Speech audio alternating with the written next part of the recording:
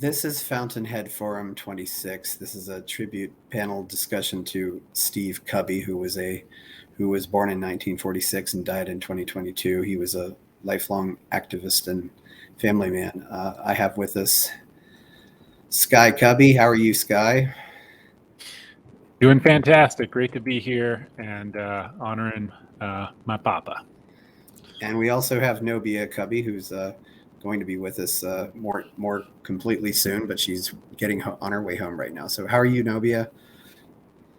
Well, greetings, everybody. I'm doing Well, Sky, great. yeah. Little static. Uh, Yeah, yeah, you're fine. First of all, can you tell us both about a little bit more about yourself before we proceed? Well, I was Starting with just me. out there in Lake Tahoe Yeah, go ahead, with Scott. Nobia. There was lots of snowstorms. I made it out just in the storm window, and we celebrated down there in South Lake Tahoe in the Cannabis Castle that my dad was so fond of creating. You know, the sanctuary kind of space down there after legalizing this medicine for the people. Then he went about to set things straight on the local level to make sure patients had their rights. And so I just got back here to Hawaii. I've lived here for 20 years or so, and taken a lot of the principles that my mom and dad founded Earth Camp One, where I was born at, south of Mount Shasta, to living close to the earth. They did backpacking or organic farming, summiting Mount Shasta, astronomy, all this fun stuff. And so, to be able to bring some of that into my life, I definitely owe it a lot to them. And my dad's pioneering spirit. So we're on the big island of Hawaii, and there is hundreds of fruit trees I'm looking out at, durians hanging in the trees, and live off grid. We're all on solar. So definitely taken some of that spirit and live by it now. And so I was just out there with my sisters as well, Brooke and Crystal.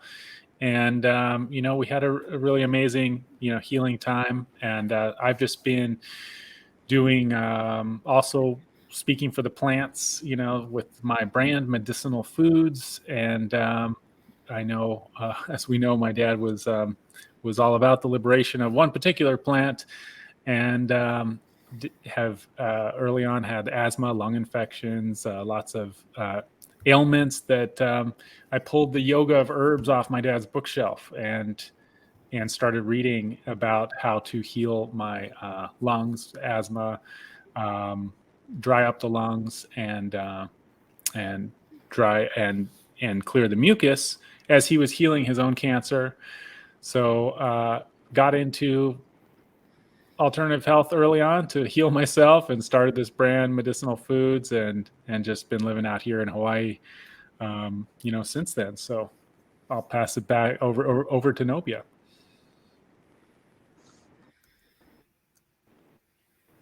So great. Good to be here with everybody. Well, I think my journey started early in life. My mother was a cancer survivor, and lo and behold, I got cancer at 29. And so I joined that club, and she kind of dedicated her life to helping others survive and heal their mind. So, A, so we wouldn't encounter cancer, and B, to help others, survive cancer. So at 29, I kind of started my journey, and by the time I became a mother of four children and a first time widow was when I decided to forget about the teaching degree, which I had been working on, because it felt like a lie. I couldn't be there for people. I couldn't talk about my own cannabis use, about the fact that my first husband outlived his diagnosis using cannabis.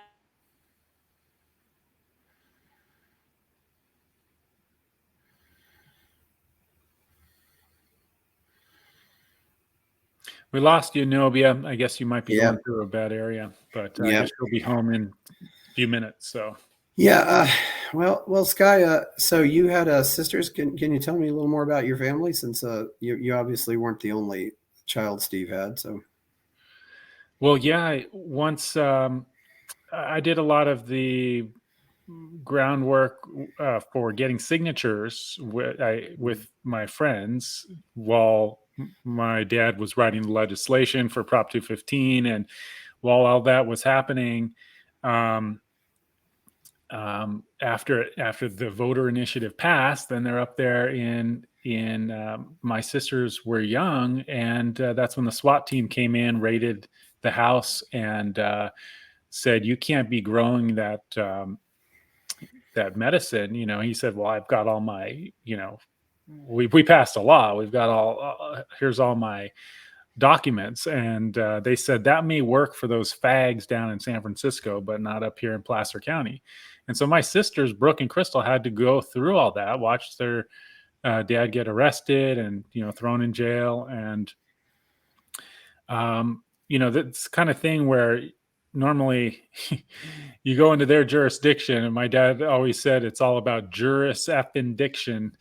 And as I learned more about my own freedom fighting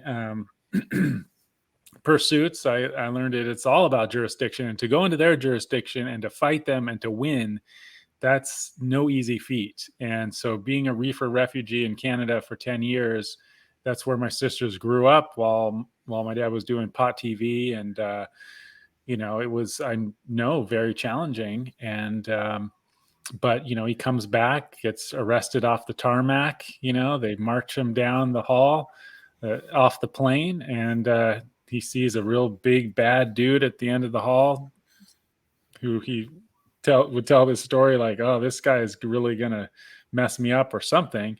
Came back to deal with this case, and walks down the hall, and the big sheriff guy says, "Are you Steve Kubby?" And he said, "Yep."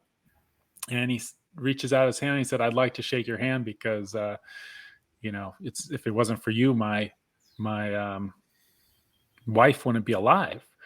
And so then going into court and battling and winning, it's like getting all the felony charges dropped. That's no easy feat. And my sisters lived through that, so we've been having a lot of family healing during this last trip. And now I'm back with my family here in Hawaii. I have a daughter, Star, who's 16 now, and just like her grandfather, brilliant, and straight A's, just rocking it with everything she's doing at this really, really challenging school here in Hawaii.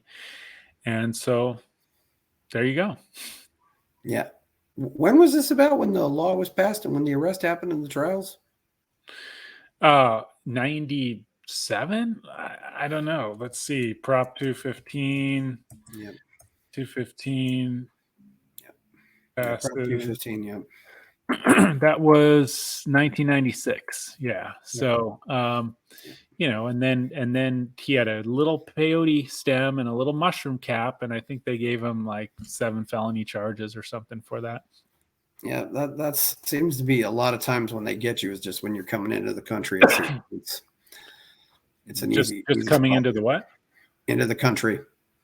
Oh yeah, and he had left, but he came back to deal with his. Obviously, he was coming back to deal with his case, but they made a big deal about it, And he spent some nights in jail, and his blood pressure got high, and they want to give him his medicine, and it was. He definitely used himself as not only a guinea pig for cancer therapy, but to really test the law. And so his case set precedents, as you know, for all the medical stuff to come. And it's pretty amazing when you hear stories now of like, oh wow, because we know there's all kinds of medicines we can use to heal and for cancer, but this particular medicine that his roommate Cheech, got him interested in back in the day at Cal State Northridge, ended up being the medicine to heal him. So it's definitely something that is pretty amazing when you look at the whole story. And that's Cheech as in Cheech and Chong, Cheech Marin. Yes. That's right. Before he was famous, I guess. Yeah. Yeah. I mean, he would do all kinds of skits and was his roommate. So later on, got to hang out with Cheech from time to time, and it was always really amazing. But Cheech said, "Hey, if I was given 3 months to live, he's like, I would smoke as much as I could and have as much fun as I could, and really live it up." And that's kind of what my dad did. So he owes a lot of that to Cheech. You got the voice. You really did. He'd say, "Hey, Sky King, what's happening?" Yeah, Cheech. Yeah, that's great. Yeah, that's a great story. Yeah. So, yeah, this all also sounds like you all really love the slopes too, Yeah, because you're my always talking dad, about skiing.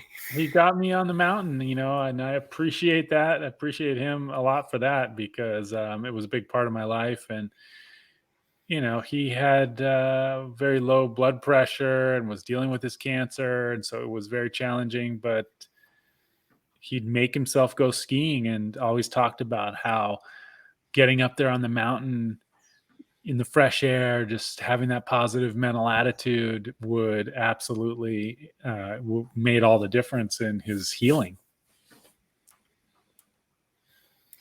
Yeah, it's really important to find some things you do that you really love to do. I mean, was skiing the only thing, or were there other things that he really? It sounds like he just really loved to go into the outdoors. Yeah, I mean, he'd backpack. Got me into backpacking. I ended up running a children's summer camp with him, and we did backpacking up. I led the backpacking, program, and we had inner city kids come up, and it would just transform their lives to be coming into nature like that. So he was always a big fan of John Muir and going into nature. And I remember as a kid, we'd always, every weekend I'd go to his house, we'd head to the beach or do something in nature. So definitely appreciate that about him. Novia, if you can redo your introduction also at the time where we were talking about Steve's love of the outdoors and especially skiing. Hi, I'm back. And Yeah. that was, I think that his love of the outdoors, his connection with John Muir, his connection with medicinal plants, which I totally see where Sky's influence comes from, fascinated me. Like the first day that we met, we sat down and talked about Terence McKenna, and he was a psychonaut. I mean, Steve was. And he loved to explore nature through the third eye, through mushrooms and, other delightful things.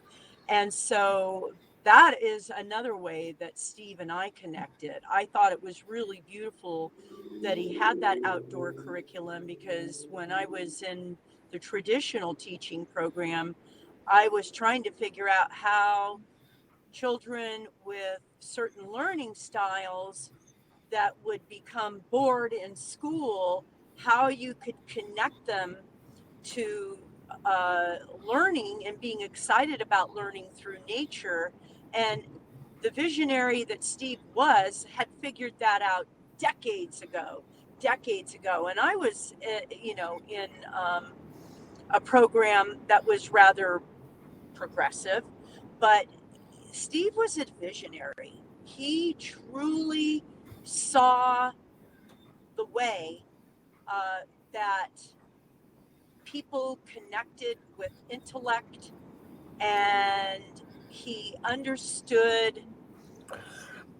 He understood, the third eye connection through psychedelics, and I thought that that made sense when I saw Earth Camp One. I mean, I I was not aware of the camp at the time. Like, I was a teenager myself. So I actually found out a couple of my friends went there when I was a teenager. So I guess, had their parents talked to my parents, I could have been a camp goer myself and would have met him younger. I'm sure that wouldn't have worked for us. I mean, we needed to meet when we did. But yeah, I definitely uh, uh, got really excited about his work. And, he had a lifetime teaching credential from Shasta College. So Sky might know about more of that, how that worked for him, how that happened. But Well, just his, one sec before we go any further. I'm on the Facebook event page, the appreciation stream. It still says the live video should start soon. Are we live on Facebook, or are you just doing this for your podcast? Let me see. We're definitely live on YouTube. Let me see. So, yep. Because for the Facebook people, I did just post it in Earth Camp 1 as well before we started, as well as I've reposted it again. I just want to make sure those people can get in. Yeah. Okay, yeah. Jen Chiavetta should be joining the studio anytime now. Yep, certainly. Cool. Yeah, when my call got dropped, I called her really quick and said, hit that studio link and come join us. So she should be doing that anytime now. Yep. Yep. Yeah, so certainly, yes, we'll do that. Yep. Yep, it's on. Sorry. Okay. Yeah, so Nobia, what was your relation to Steve? I'm his wife, and Okay. Yeah, I'm his fourth wife, and we got married in 2017, and we worked together about a year and a half before that. We lived together for a year, but we were working. The way we met actually was we were working on a legalization campaign in California, and we just would all jump on threads together and discuss things. And then I met Jen Chiavetta, and she told me she was growing his medicine. And I was like, wow, I even at the time wrote in my notebook notes about Steve, and Jen and Kush. And like, this was a company I wanted to explore more. And then it was just rather serendipitous that Steve and I had a discussion privately, and he was in need of somebody to come and help him with, like an executive secretary. So it just worked out. So I came up, I interviewed for the job, I met the team, and I decided to split my time between Monterey County and South Lake Tahoe. And that was it. I mean, after we started learning about our teaching experiences and how closely we were aligned in that way, my mom worked and spent a lot of time studying Terrence McKenna and Peter McWilliams and all of these people that Steve were connected to. So it felt like home. I just felt a strong sense of belonging with him and with his company. So and that was it. That was history from there. We just were two peas in a pod. Yeah. Sorry for all these background noises. I should be home soon. Oh, wait, yeah. In 8 minutes. Yeah. Hi, Jen. How are you? Could you introduce yourself, please? Yeah, of course. I'm Jen Chiavetta. I'm an old friend of Steve's, and it's good to see you, Sky. Yes, it's been a while. Yeah. I'm glad you got to Tahoe and got to ski. Yeah, there were some great turns at Heavenly, the best of everywhere else. Definitely skied some fluffy POW for Papa. right on. Yeah, it hasn't stopped. It's Yeah, I nuts. got out just in that storm window, and but got some good turns in with my sister, and it was Right awesome. on. So I do remember our last day together skiing. That was fun. Yeah. Right You and on. I, Jen. That's what I'm talking about. Right. I know. Next time you're in town, we should get some turns because that would be really fun. For sure. Yeah. And my dad always spoke very highly of you, and was just always telling me how great of a mind you have and a job you're doing. So yeah, I'll let it pass it back to you. Yeah, I feel like I was talking with Nobia, and when I heard about Steve's passing, I was just trying to like figure out like what kind of what he was in my life, right? Like I'm like he's kind of like my degenerate older brother. He's kind of like my uncle. He was like I kind of felt like a kid.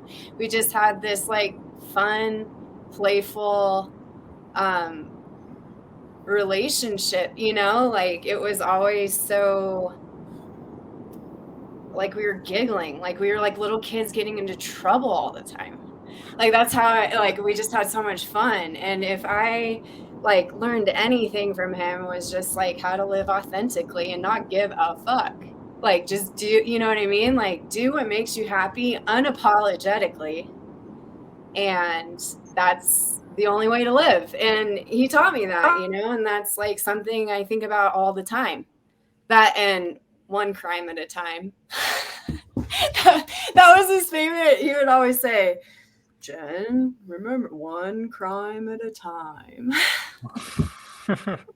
Which would crack me up. But anyway, yeah, like he was such an influential part of my life. Like I met him probably like right at such a crazy moment in my life, and it really changed the trajectory of everything. Like I was in the Bay Area, 9 to 5, doing what I thought I was supposed to be doing marketing, and that's how we ended up meeting. And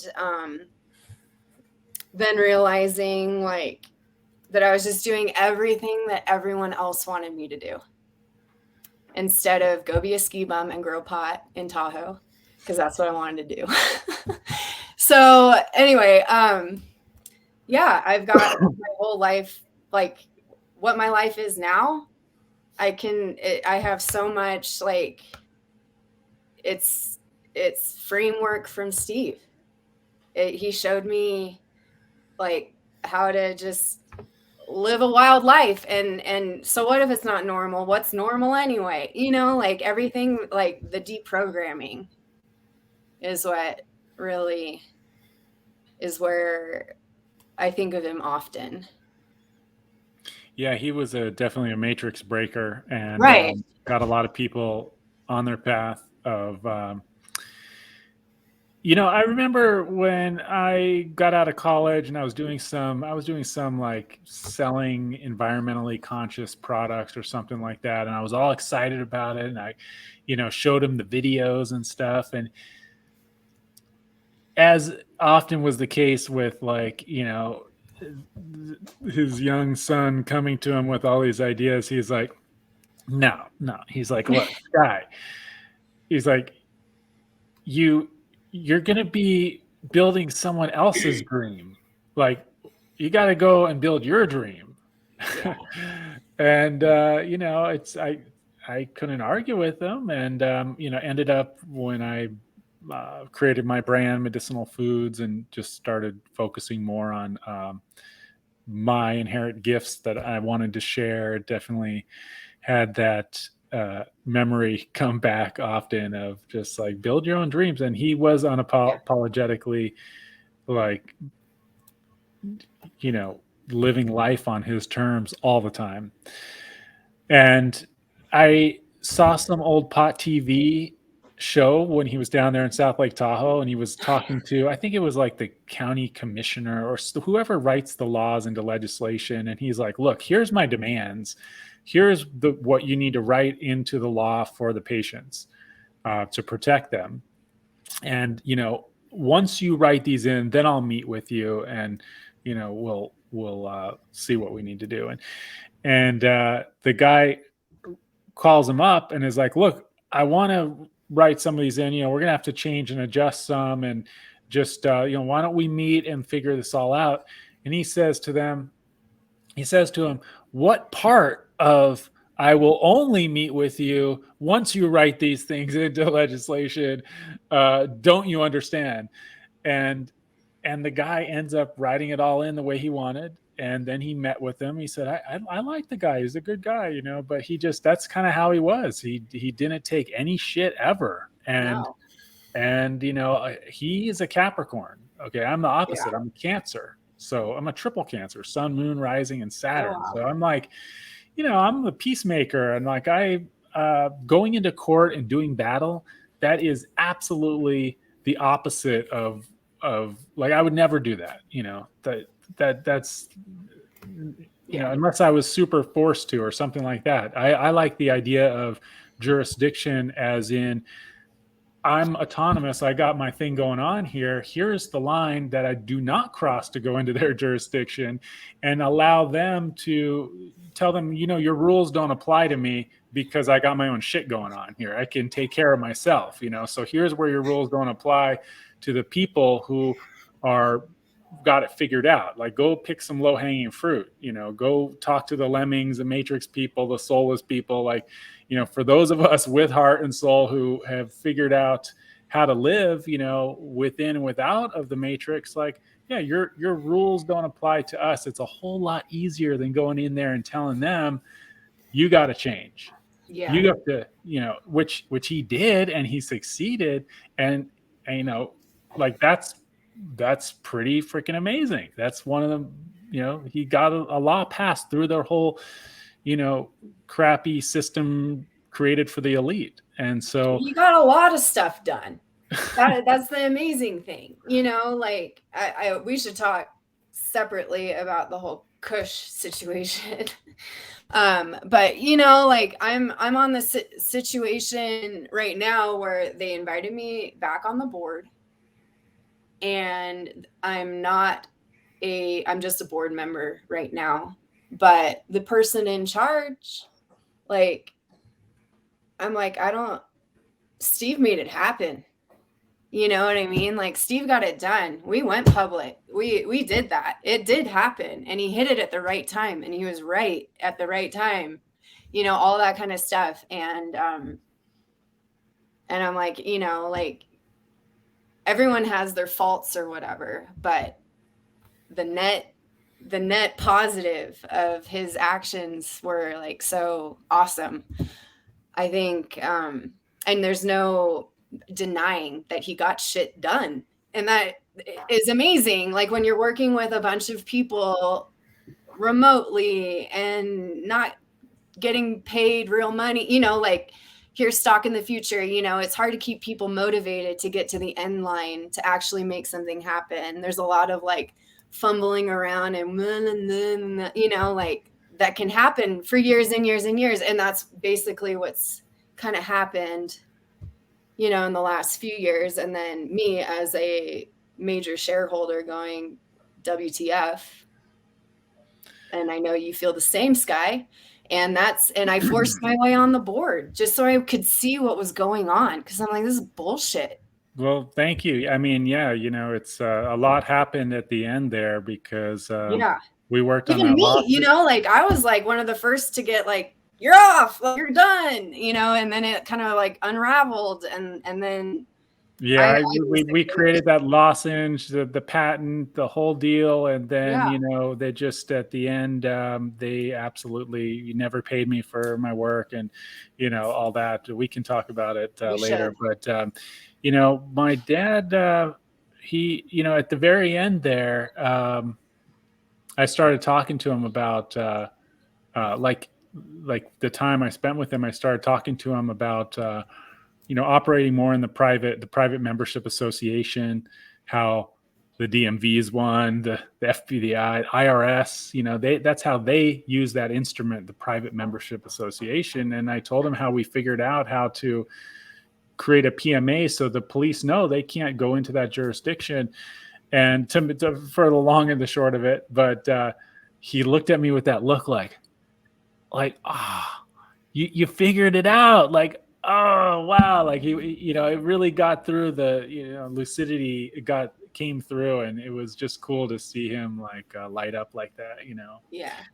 But yeah, he always lit up about a lot of things. He always had some kind of perspective on the world that he would share through some analogy with like some amazing movie or something like that. He was definitely like a movie character, larger than life. And we'd go to the celebrity ski races, and we'd be hanging out with people like Peter Fonda, and they'd be talking about really good pot, and he'd say, let's stop talking about it, let's go smoke one. He'd pull out a joint, and next thing we know, we'd be hanging out with Peter Fonda, rolling around, laughing with him and his wife, at Squaw Valley. And he just always had like these connections, and just kind of live life larger than life like that. And seemed to all stem around skiing, and that lifestyle. So yeah. And now, now I own a nursery in California, which is a shitstorm at the moment, but we're living, we're alive. We haven't died yet. And we just sold out all our inventory for the first time ever for the next month, everything we can cut, which is Great. A beautiful thing. So Congratulations. On the right track. But I think of him all the time. Like, he taught me how to grow. He taught me, like, the first thing I ever did when he was like, come learn how to grow. I'll teach you how to grow. You can be my grower, whatever. And the first thing I ever did, touching weed, a live plant, was cutting a clone. And now I have a clonal nursery. Hey, he had me. I'd cut clones for him all night long. He definitely had me like, Yeah. down there in on the coast at Mendo, Yeah. Fort Bragg and stuff. Oh my God. Hey, Jeff, welcome. Thank you so much, Sky. It's good to see you again. Yes. Oh. Your dad introduced you and I together quite a few years ago. I was going through some legal issues, and Bill McPike, he introduced your father and I together, and he was a great mentor to kind of just like, yeah, well, you knew this was going to happen. And I was like, yeah. And what was amazing was I started the first club here in Tulare County, Visalia City. And it's just a backwards town and backwards county, and just went through the ringers just for putting money in the bank. So, yeah. Howdy, neighbor, by the way. Howdy. Yeah. I didn't think it was a good idea to have millions of dollars in hard cash, so I put it in the bank. So now my county has, I can throw a rock and have a club next, hit a club, and everywhere I go, I see all these wonderful establishments and growers, and I just kind of set back on the wheel for recreational. I called the DOJ on myself. I was like, look, you guys need to tell me to sit down, or I'm going to make some noise. And they're all, go ahead, make it. We need it. So I started working with the federal government, and now I'm in the hemp industry. I work with a wonderful water treatment company out of Switzerland, and everything's right as rain. It's like who really won? I think the industry did. And your dad was really a key component to that, because the fear factor they put into us was, yeah, try to do the right thing. Try to help sick people. Go ahead. You'll see what happens. And lo and behold, we both did it. And your dad was just such a mentor, and just such like, fine, I'll go to Canada. No problem. Yeah, I'll come back. I'll take the licks. Oh, now I own a Kush company. Oh, now I have my own varieties. Oh, I'm working with pharmacology. So I love your dad so much, man. He was a great, great soul.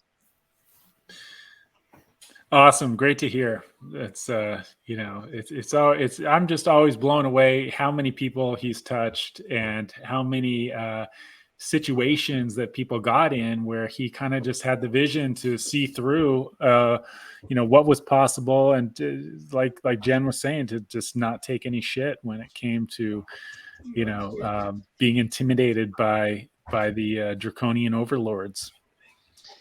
Yeah, oh, that's for sure. I mean, if you're going to civilly disobey, be prepared to take the licks, and that's just how it is. And your dad was on the whipping post for so long, and it was kind of he was happy to see he wasn't the only one who was willing to do that, and he had the respect for everyone who was kind of in his sight. He was all, "Oh, you're here," like, "Oh yeah, yeah, yeah, yeah, yeah."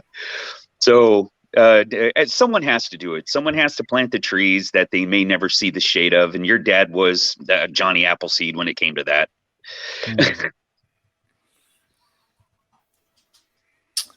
Wow. So Jeff, do you still have a farm or a dispensary or something, or are you not in the legal? No. See, that's the beautiful thing, is that as soon as I broke the barrier, there was so many people that wanted to do the same thing that it would behoove me I already accomplished it. Yeah. So, okay, now what's the next step? And so what happens when I talked to the DOJ, they were kind of like, all right, wonderful. You want to grow marijuana? Great. What's your next steps? Okay, you're successful in cannabis. Great. What's your next step?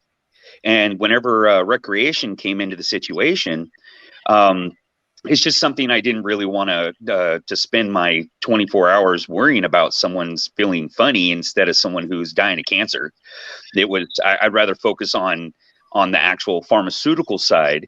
And so as soon as hemp became legalized, it was more prominent for me to be able to get access to cannabinoids through hemp production than it was for me to grow marijuana for smoking. So I'm in the hemp industry.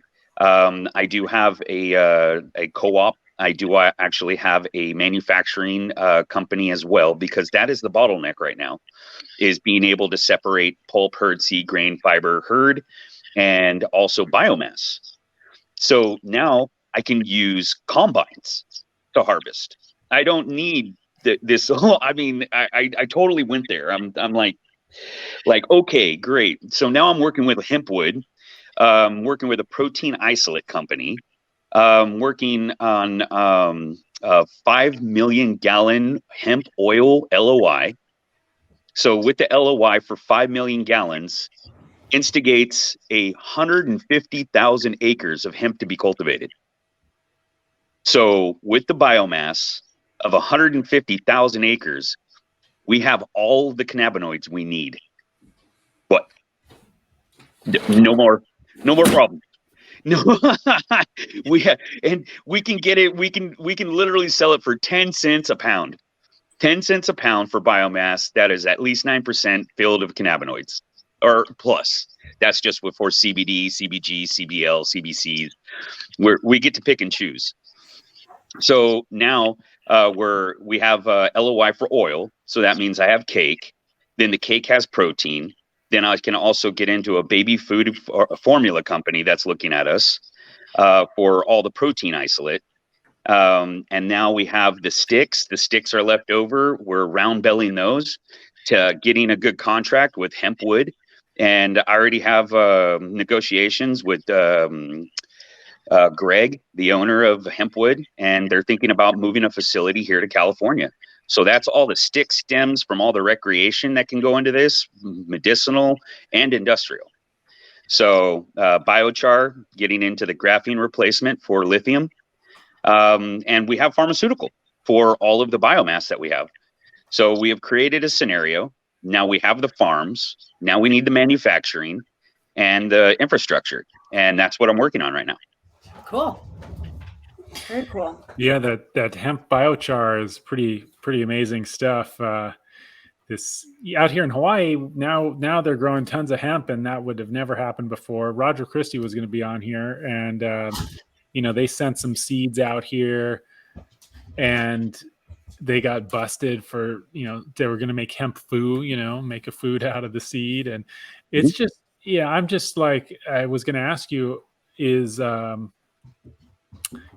much, like I was first to market with a CBD chocolate bar in the stores in LA and, health, in different small health food stores and stuff. And like, I stopped producing that just because everyone got freaked out about the gray area, and I tried to educate them that there is no law, there's an interpretation of the law, and that they're starting to turn around, but still it's like I just can't believe that my dad was who he was and created all that, and I still and I'm his son, and I still I mean, of course I got all the Facebook bans and all the merchant accounts taken away, and I have like hemp protein. I think is a better protein than a lot of the pea protein and stuff like that. I have hemp protein in my cacao elixir product, and it's like, they won't even let me touch advertising on Facebook. I've had to go for 12 years with pretty much no advertising because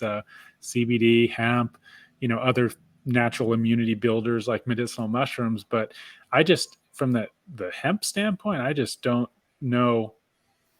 I just can't believe that still they won't allow me to advertise if it says hemp protein on there, that I can't get a CBD broad spectrum chocolate bar, underneath the THC threshold, in a lot of these stores. So do you see that turning around now, or where are we at with all that? Yeah, a lot of the older crowds. So if you get someone who's not in our genre, who's about 50, 60 years old, they quite won't understand. Like I just had this conversation last night with a group of men at a group meeting, and I was talking about how we were putting hemp protein in baby formula, and he was all like, "Well, what happens when everyone finds out you're giving marijuana to kids?" And I'm just all like, first, you have to be educated enough to understand what I just said, and evidently you're not. So I mean, it's really a fear factor, and it's still the draconian, as you said, reefer madness education, and to understand that we need. I mean, it's a deficiency that we're seeing with Parkinson's and dementia and cancers. It's just it's a deficiency of cannabinoids. Yeah. And having us understand the endocannabinoid system, when you say CBD, all I hear is vitamin C. That's all I hear. But it's just because I've been surrounded by this by so much that when you say, "Hey, you want a CBD pill?" it's just, you might as well ask me if I want an orange. Mm-hmm. So the educational process is definitely it's starting to make headwind in the mainstream of things. But Sky, this is disruptive.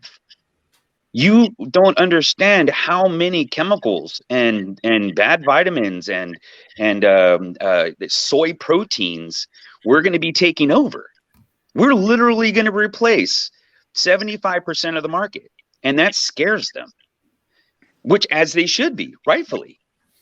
So now we need to understand that yes, it's going to be disruptive. Do you try to curtail your message for where you want to market, or do you just create a new market? Because now online it's available. We don't need to go to the store. Everyone else is running online. So yeah, I pretty much stopped trying to get CBD into the stores, but I do recognize that there is a market for it, and people love my CBD chocolate bar because it's got all the superfoods which act as create the entourage effect with the cannabinoids, and the efficacy is there and stuff like that. So I appreciate that. I will not give up hope with being able to market my CBD products, but I'm not acquiescing. I like hemp protein better than these other proteins, so I'm keeping it in there. It's just a pain in the butt. I can't even advertise for it because that's what online marketing is all about. So that's why I ask if you're able to actually find a market for, your hemp products, and how you develop a market when you can't even advertise. Hey, Well, Jeff, and that's kind of, go ahead. what was your exact? I don't think we went over. What was your exact relationship to Steve? I got introduced to Steve from Bill McPike. And Bill and I basically he introduced me to Steve while he was still in Canada. And because of what I was going through legally, Steve was a mentor, and him and I would just have conversations, and we created a good friendship. And him and I, before the stroke and everything that was happening, was kind of gearing towards helping with Kush and getting into the cryo and all that other stuff. But then we basically, I had to go more towards the industrial. And that's kind of where it went. And I kept in contact with Niobe and the other gentleman. He got in contact with me a few times. That was kind of taking care of Steve's public forum and kind of getting a hold of me. I just kept in touch. And then Niobe, she shared on Facebook that there was going to be a remembrance, and I couldn't say no. Yeah, Nobia, Jeff was sharing how my dad was always, being the pioneer, being on the front line of things, was always just kind of surprised, but also very happy to see other people like Jeff, on the front lines, willing to stick their necks out. And, we also, while you were gone, we talked about with Jen just about how my dad was always adamant about living life on your terms, and to make sure that that he just didn't give any fucks. Like he just absolutely did what he thought was right, and didn't look back. So I know Jeff was. I always remember your name, Jeff. My dad definitely spoke fondly of you. Yeah, and Chris, if you want to know a little bit about my background, just go ahead and Google Jeff Nunes marijuana, and it'll pop up. Medicinal Marijuana Awareness and Defense, Foothill Growers Association. You want to get crazy? Type up Jeff Nunes Biotechnology. Yeah. So. It's true. Your dad was also pretty early to the Bitcoin party too. I know he spoke at a Bitcoin conference, I believe, in 2013.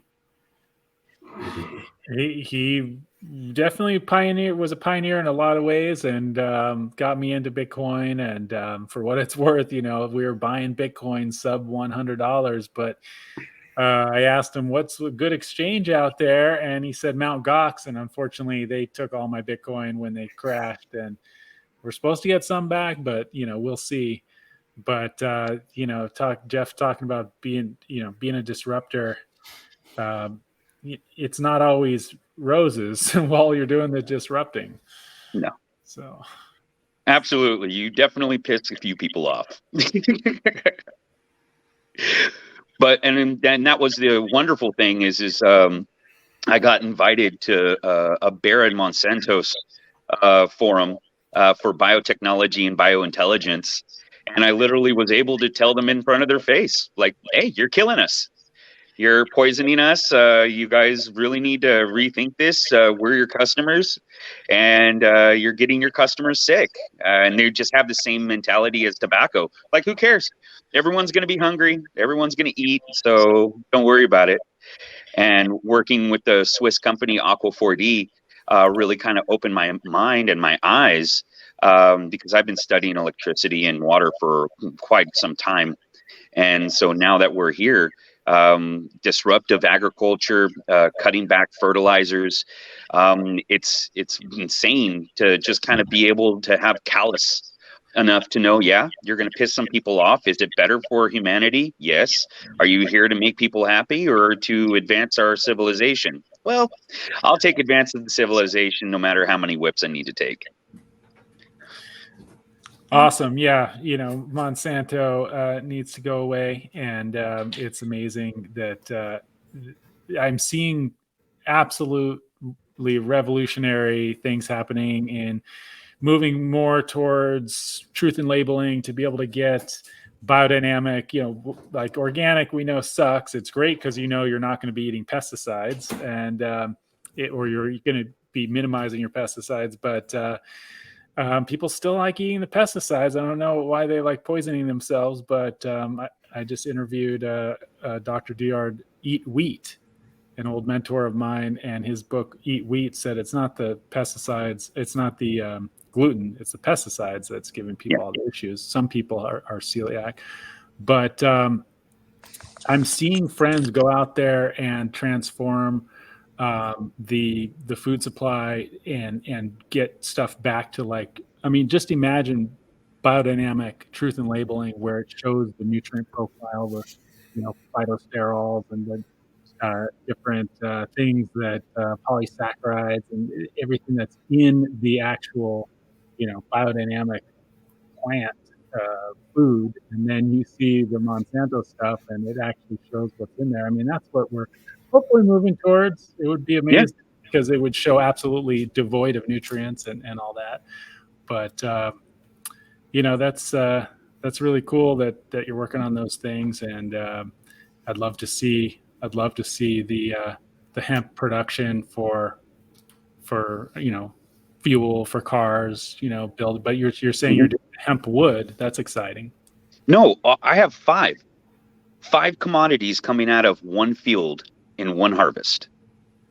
5. Protein, the biodiesel, the fuel, the medicine, and the structural building of it. It's like a hemp plastic or something like that.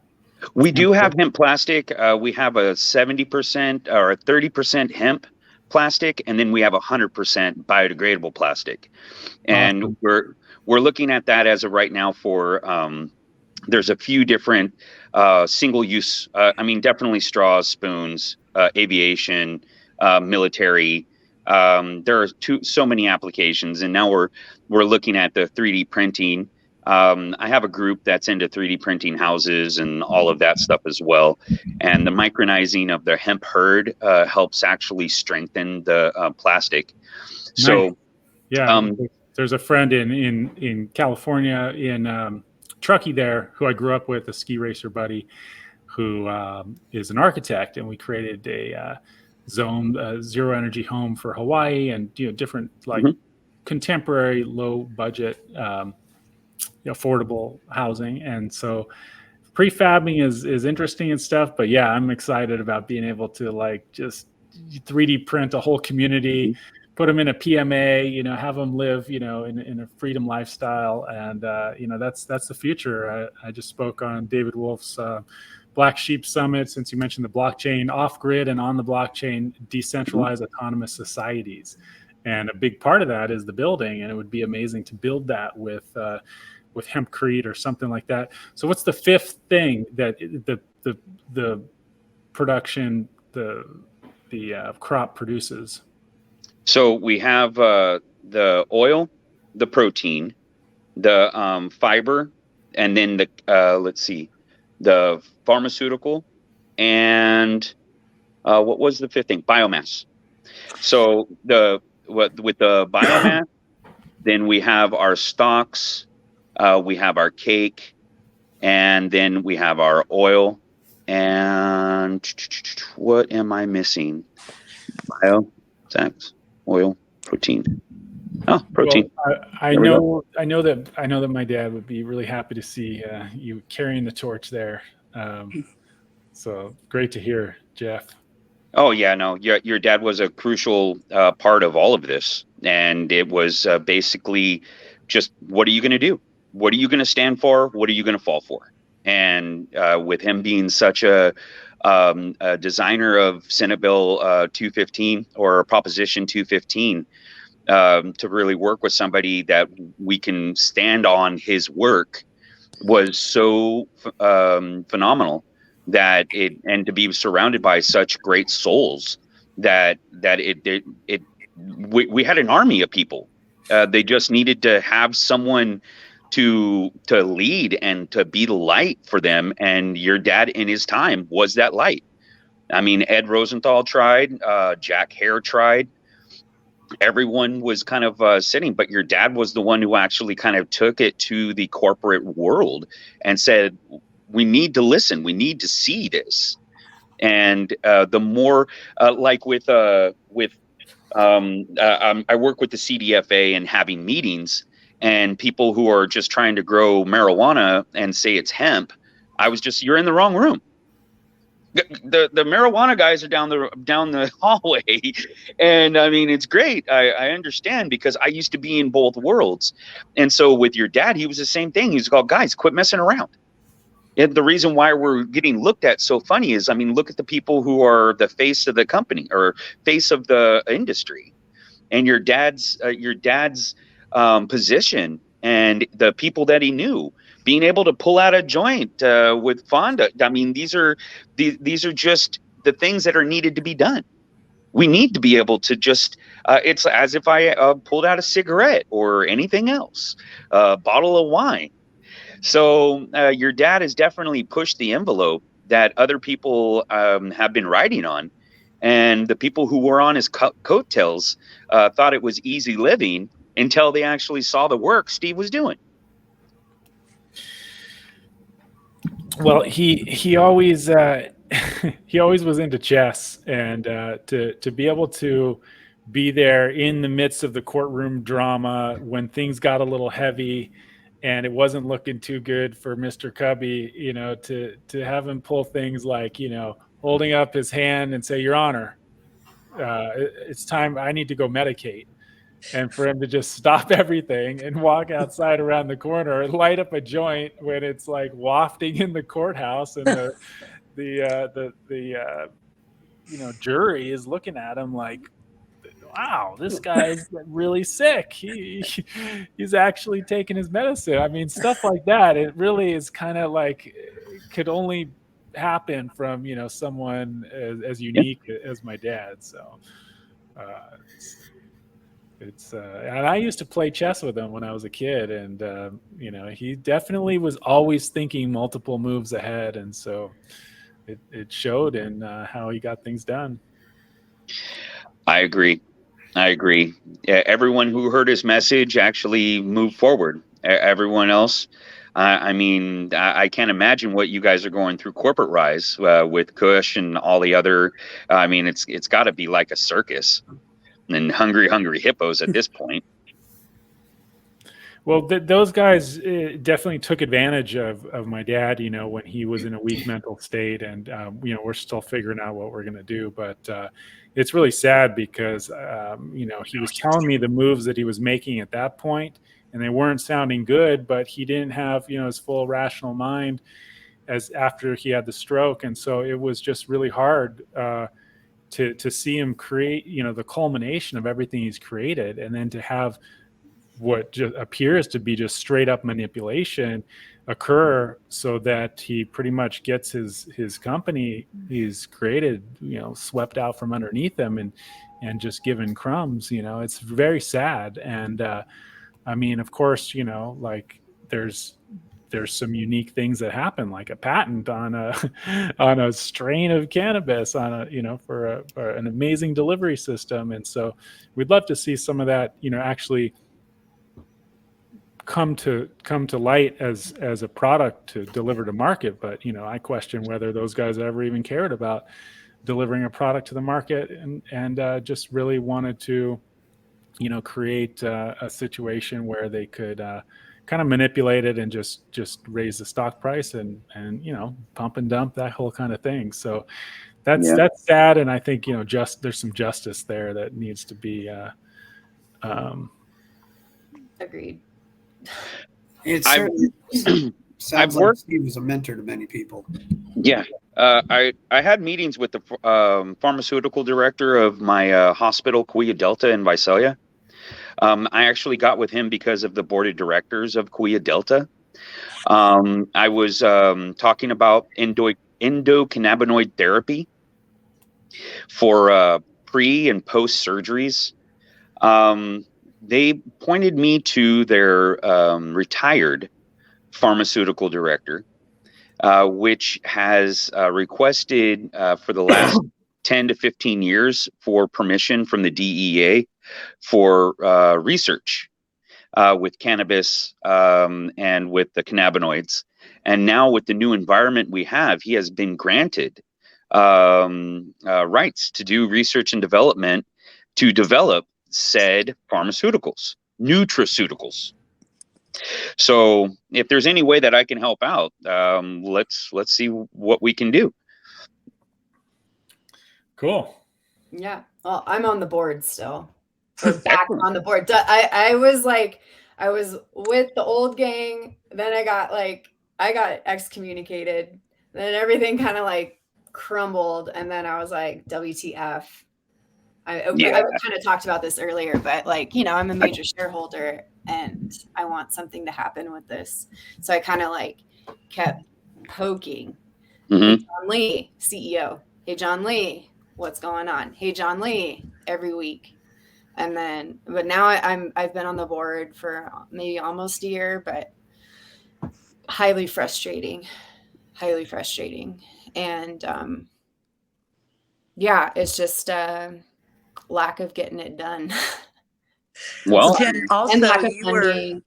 And like I've offered as much as I can because I have my personal nursery, and like if we can get something lined up, like you can use my space. We can get the moms going. We can get the genetics out there. We can supply it to a farm. You've got the first link of the chain in me. If you could get your shit together to get to the first link of the chain, kind of a thing. And that's kind of, it's frustrating for me because I literally am giving them a gift. Like what I'm asking for my space is just like a break-even situation just to get it going, and that's pretty, I think that's pretty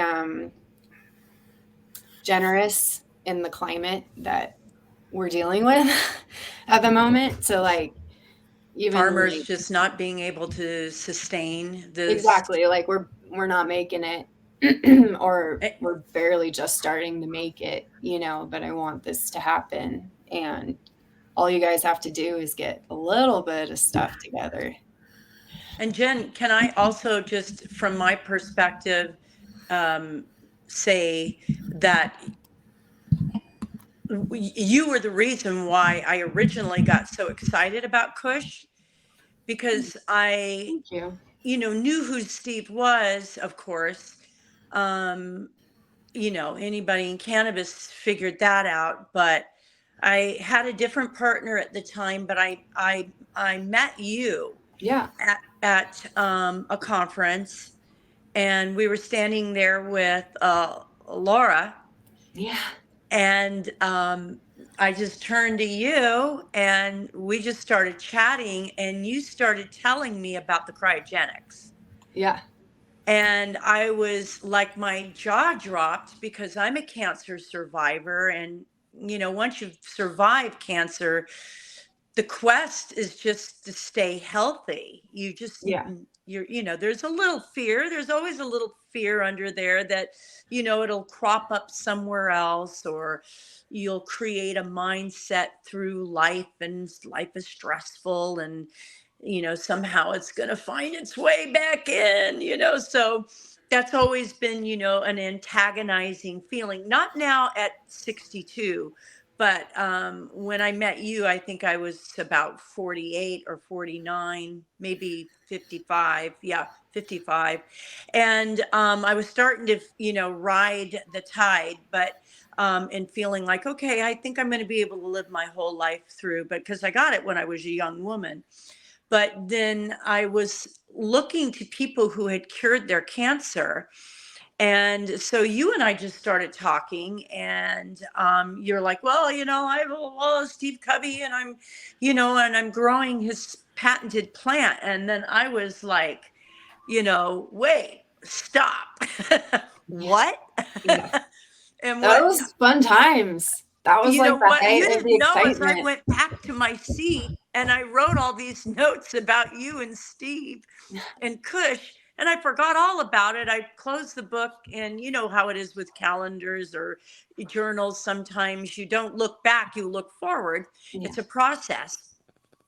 But many years later, after Steve and I were well into our, marriage and, life was moving along, I pulled that journal out and I just flipped through it and I go, oh my God, I didn't realize that I actually had made notes about it. But eventually I got to meet you and saw what you were doing for Steve. And, that was about the time he, was bringing me on board, not on the board, but Right. bringing me on board with Yeah. Kush to be kind of more, to help keep him organized. But I got to see, what you were doing and for Steve. And so, I mean, that was a gift because that I believe is what drove him into remission. And maybe you'll talk about that right now. Like you were there and Sky was there, but like you were there growing his medicine. So I just could you remember him comment on having like that? those periods of like tumor necrosis. Like he would just like, everything was fighting that. He would go into these little spells of, I'm just killing the cancer kind of a thing. Like it's working. But yeah, just honestly, I didn't even think of it like that. I was getting so much out of that relationship as far as like learning how to grow, learning how to live authentically, etc. I never thought of it as me doing a favor ever. I thought it was a great symbiotic situation where I was helping him, but he was helping me too. We were buds. We hung out, we skied every morning and grew weed or washed hash in the afternoon. Like, like we were just having Well, fun. during that time that he was eating it and then he got sick, I wasn't around then. That's why I'm asking. And Sky, I'm sure you'll weigh in too. But you were like kind of like you guys were. It was like 2013, 2014 when he got, or 2012 to 2013 when he was eating it. And one day he became ill. Is that correct? And just Yeah. started vomiting. Do you recall that story? I think, That was, is that part of the tumor necrosis stuff? I think Like when he so. started to eat, when he was ingesting and then Yes. he was like, this is really working because I know Yeah. what this is feeling, like what this feels like. And then he went to a doctor, after an episode in the hospital of just vomiting for days.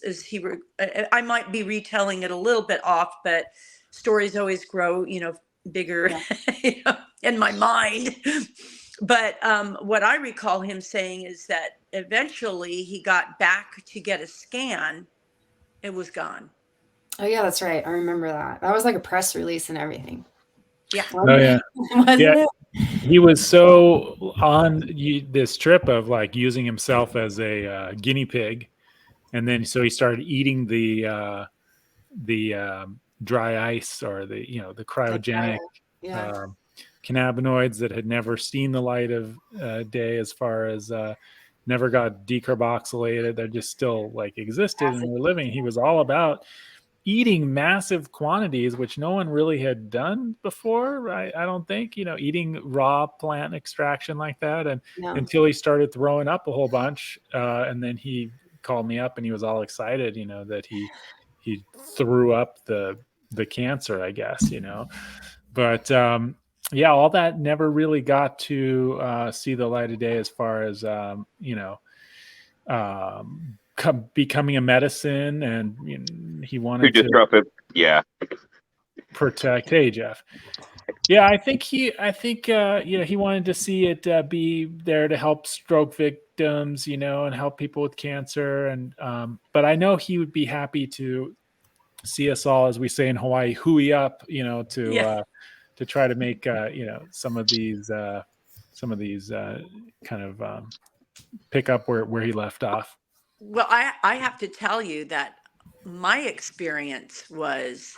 So of course, I'm working with him and I'm living with him, and so I'm eating it right along with him. He's like, eat, eat, eat. You got to eat it. You got to eat it. And I had come up to Tahoe with shredded shoulders. I mean, my shoulders were just wasted from years of gardening and just heavy lifting of pots and just the things that happen to you when you're doing that, and a small framed person. And so I had these really bad shoulders that were getting cortisone shots, and then I was starting to develop diverticulitis. And yes, what you said, Sky or Jeff, about the pesticides in wheat, those that was giving me problems too, because recently, I don't know if it was you and I, Sky, that were talking about it, but like that was intended for to implode a pesticide, and that's exactly what it felt like with wheat. That would happen, so I began to eat this raw cannabis to try and heal my shoulders. And lo and behold, not only has the shoulder pain completely gone away and never returned, but I got rid of the diverticulitis for many, many years. It only recently came back a year ago, and I'm like looking around, where's the raw cannabis? Because I didn't have a it's an amazing thing. It's an amazing thing. And his problem with the adrenal cancer, pheochromocytoma, stayed away for what, Sky? About 8 years, almost 9. Yeah. And only in like the last year and a half, maybe 2, because I started noticing, like the elevation of the adrenaline setting in. But I wouldn't say that that's what took his life. Would you, Sky? I wouldn't say Theo was why he passed away. No.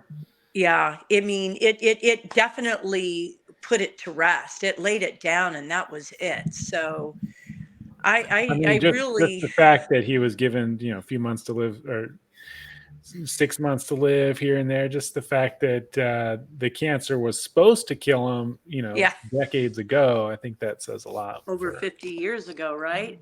Yeah. How old was he when he first got the cancer diagnosis?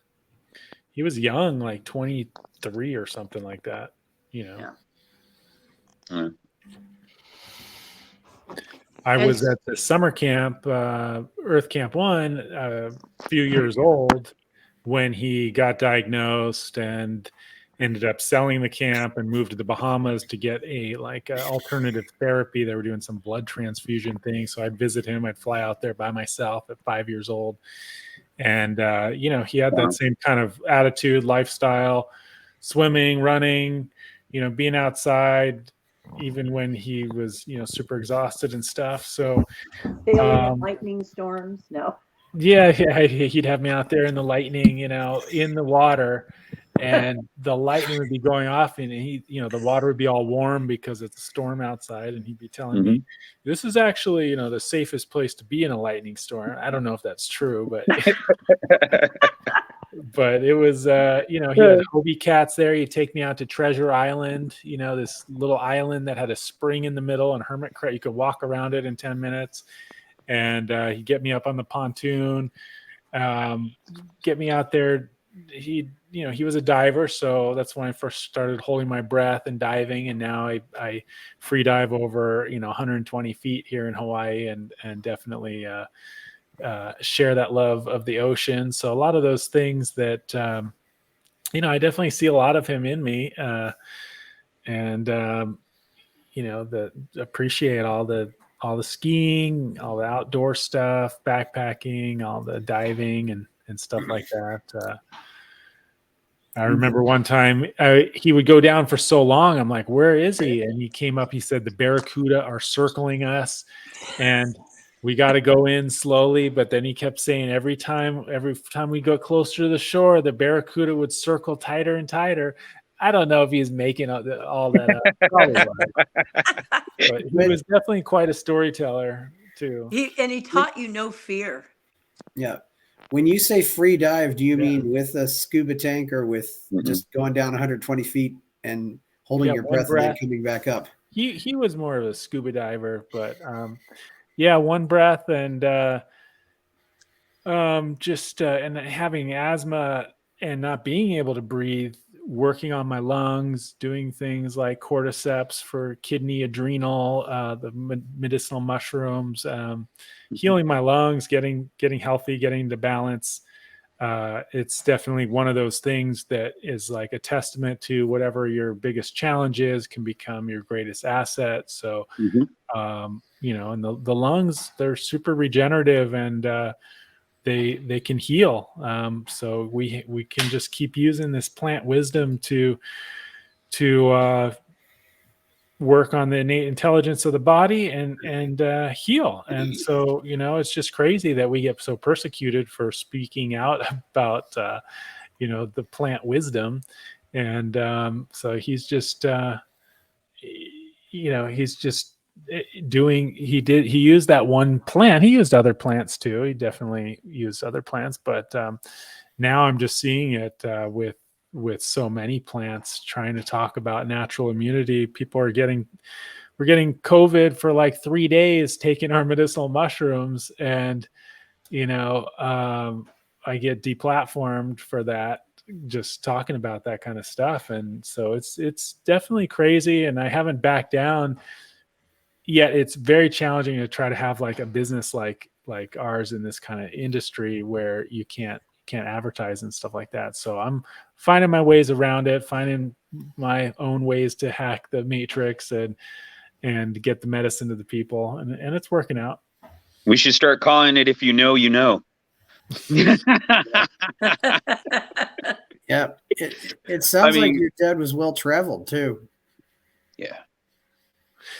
Yeah, he liked the tropics for sure, and he liked the skiing. So he made it around. We came out here to Hawaii. He first got me out here 25-30 years ago with the scientist Jason Salibi, his buddy from Caltech, who ran the JPL laboratory, redefined plate tectonic theory all over the Aleutians, Alaska, Russian Caucasus, Hawaii. And so we would come out here and experience the Big Island as a scaled down model of the Earth, the interconnectedness of Earth's environmental systems here in Hawaii. And Jason, he really respected his scientific mind and also his shamanic. He's like a shamanic geologist.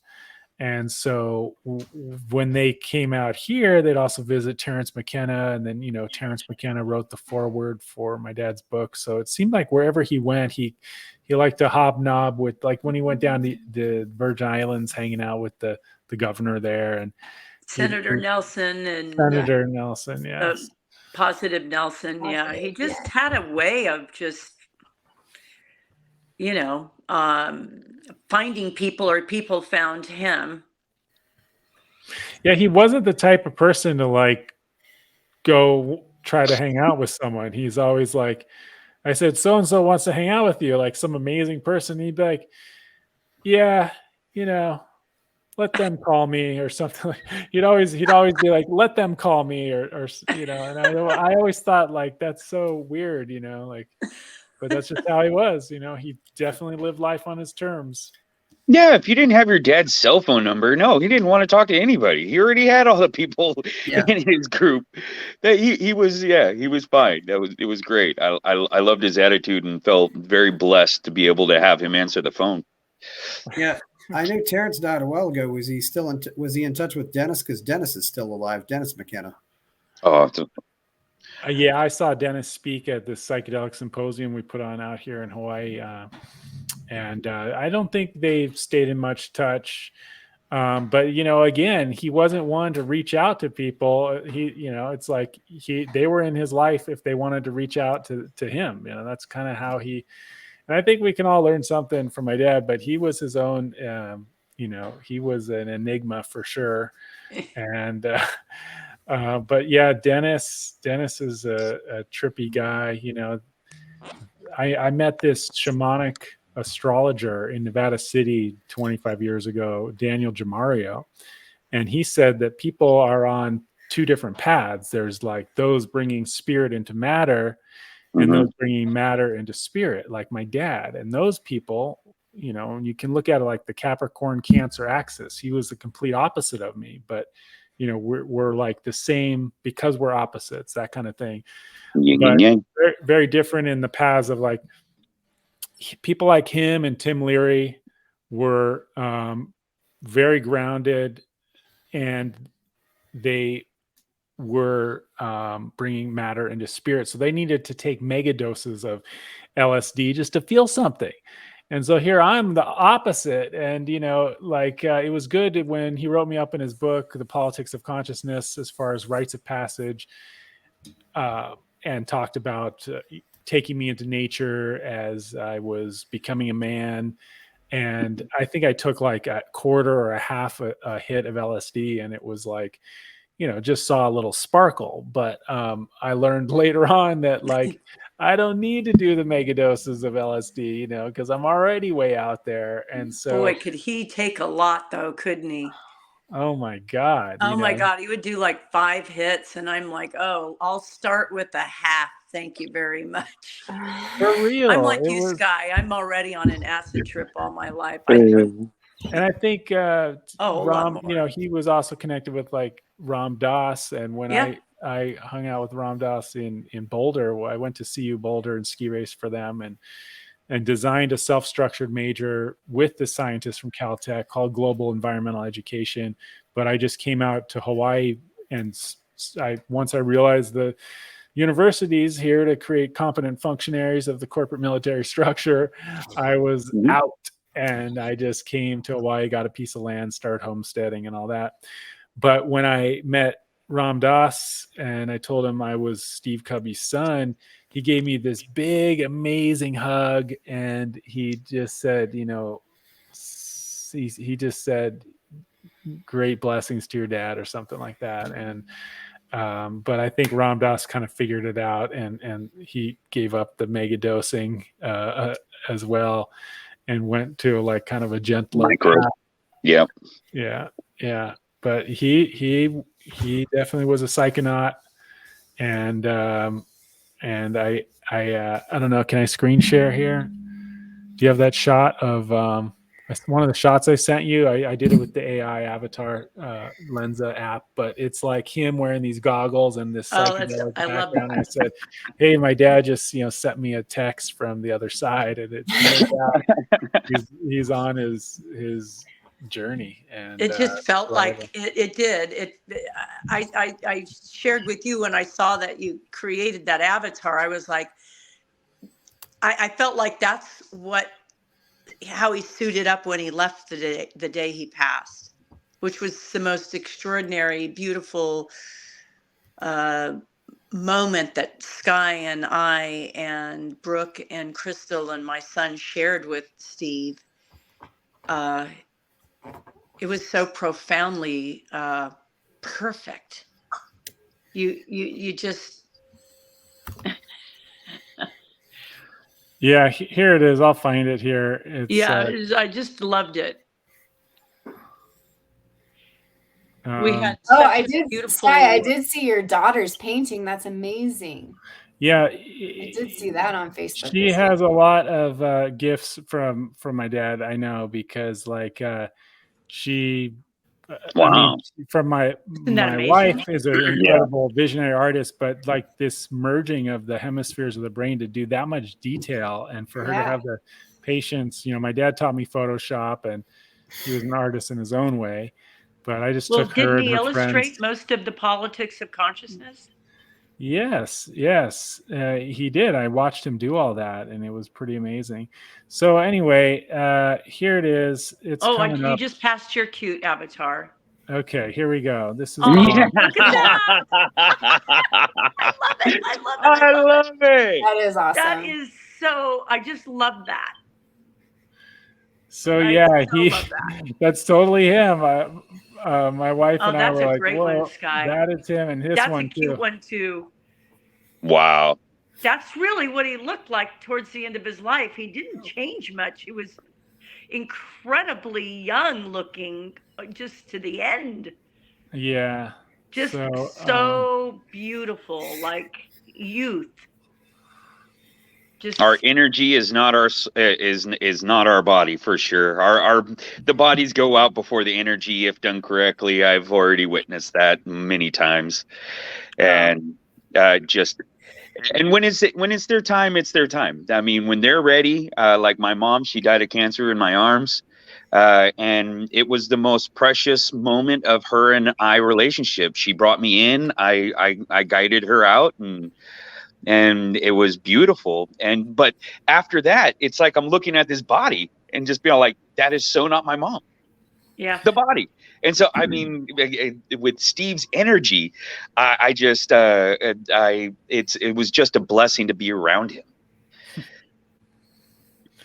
yeah, well, yeah, we all had an inkling it may be getting close. I mean, actually, uh, when Nobia told me, he's this, I think we're getting close here. I was kind of like, well, how many times have I heard that? Yeah. Like 50 times in his life, from breaking his neck to all these surgeries. And so, but like we all kind of had like an idea we needed to get together, and then that my sisters were a missing link, and then they came up and we did the ceremony and just held this space, and it was really the most incredible thing we experienced, because it was he just like took that opportunity to go through the portal, and Yeah. and then we did the whole, like, we played the Tibetan Book of the Dead for him for all the days going through the bardo and stuff like that, but also felt like he kind of had his whole like thing figured out. But it was interesting the other day, I put up this image, that painting, the picture I got from you, Nobia, when I was of him doing the flip into the camp pond. Yeah. Yeah. I put that up on the wall over there, and my wife was in bed and I was doing some work, and she's pretty tuned into the other, like, we both got some messages just as he passed, like he was like kind of cracking jokes like he always was, and he's like, I'm glad that's over with. And anyway, she felt like all this cold air, and I'm like, oh, it might be the cupola, but like she's like, no, like I just felt all this cold air, like she definitely felt a presence. And then I remembered, oh, I just put his picture up on the wall, so it felt like maybe he was coming to check in on things. Say hello. I'll grab the picture. Nice.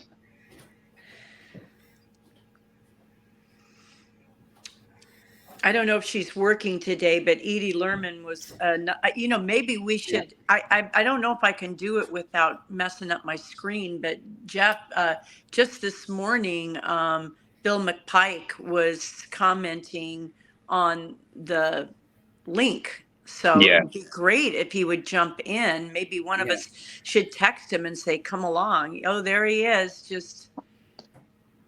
He's taking a flip into the water. He was a gymnast and athlete and stuff like that. So yeah, I was surprised. He also played chess, you said.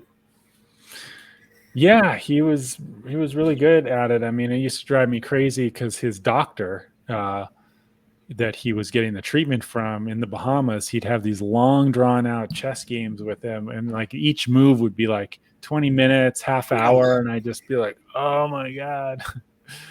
But it was that level of chess, Some competitive chess tournaments, they do put a time limit on you. You can't just take forever to move. But yeah, and skiing? Did he know any chess masters or really well-known skiers? Or Oh yeah. He was friends with Franz Weber, who was a famous downhill skier. And I mean, like, he's had a ski magazine, Ski West magazine, and so we'd always be hanging out with these amazing extreme skiers like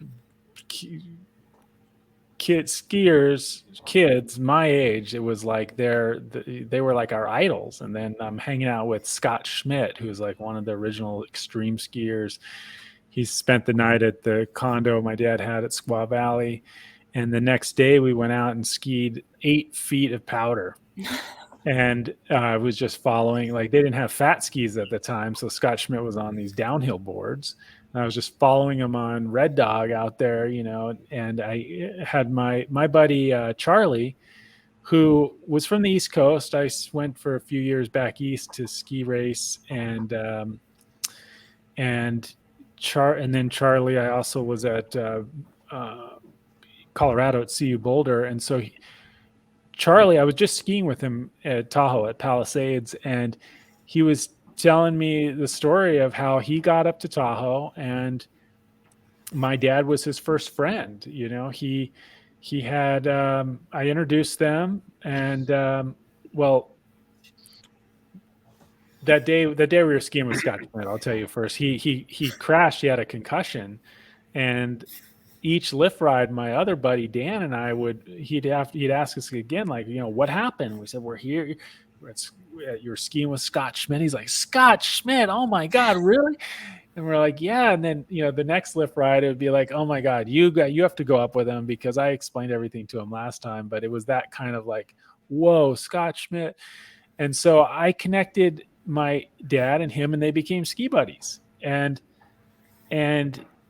my dad showed him around the mountain, and he just had all these stories of how he got into he does web design and stuff, and just how he got his start, at Squawk, with my dad taking him in. But it was that kind of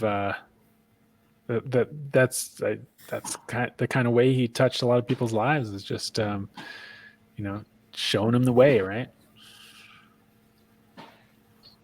But yeah, it was amazing at like when I was on ski team at North Star, I told my friends there was a celebrity ski race and Cheech was up, and I remember all the lift ops cruising around on their snowmobiles. They were trying to go find some herbs so they could smoke Cheech out.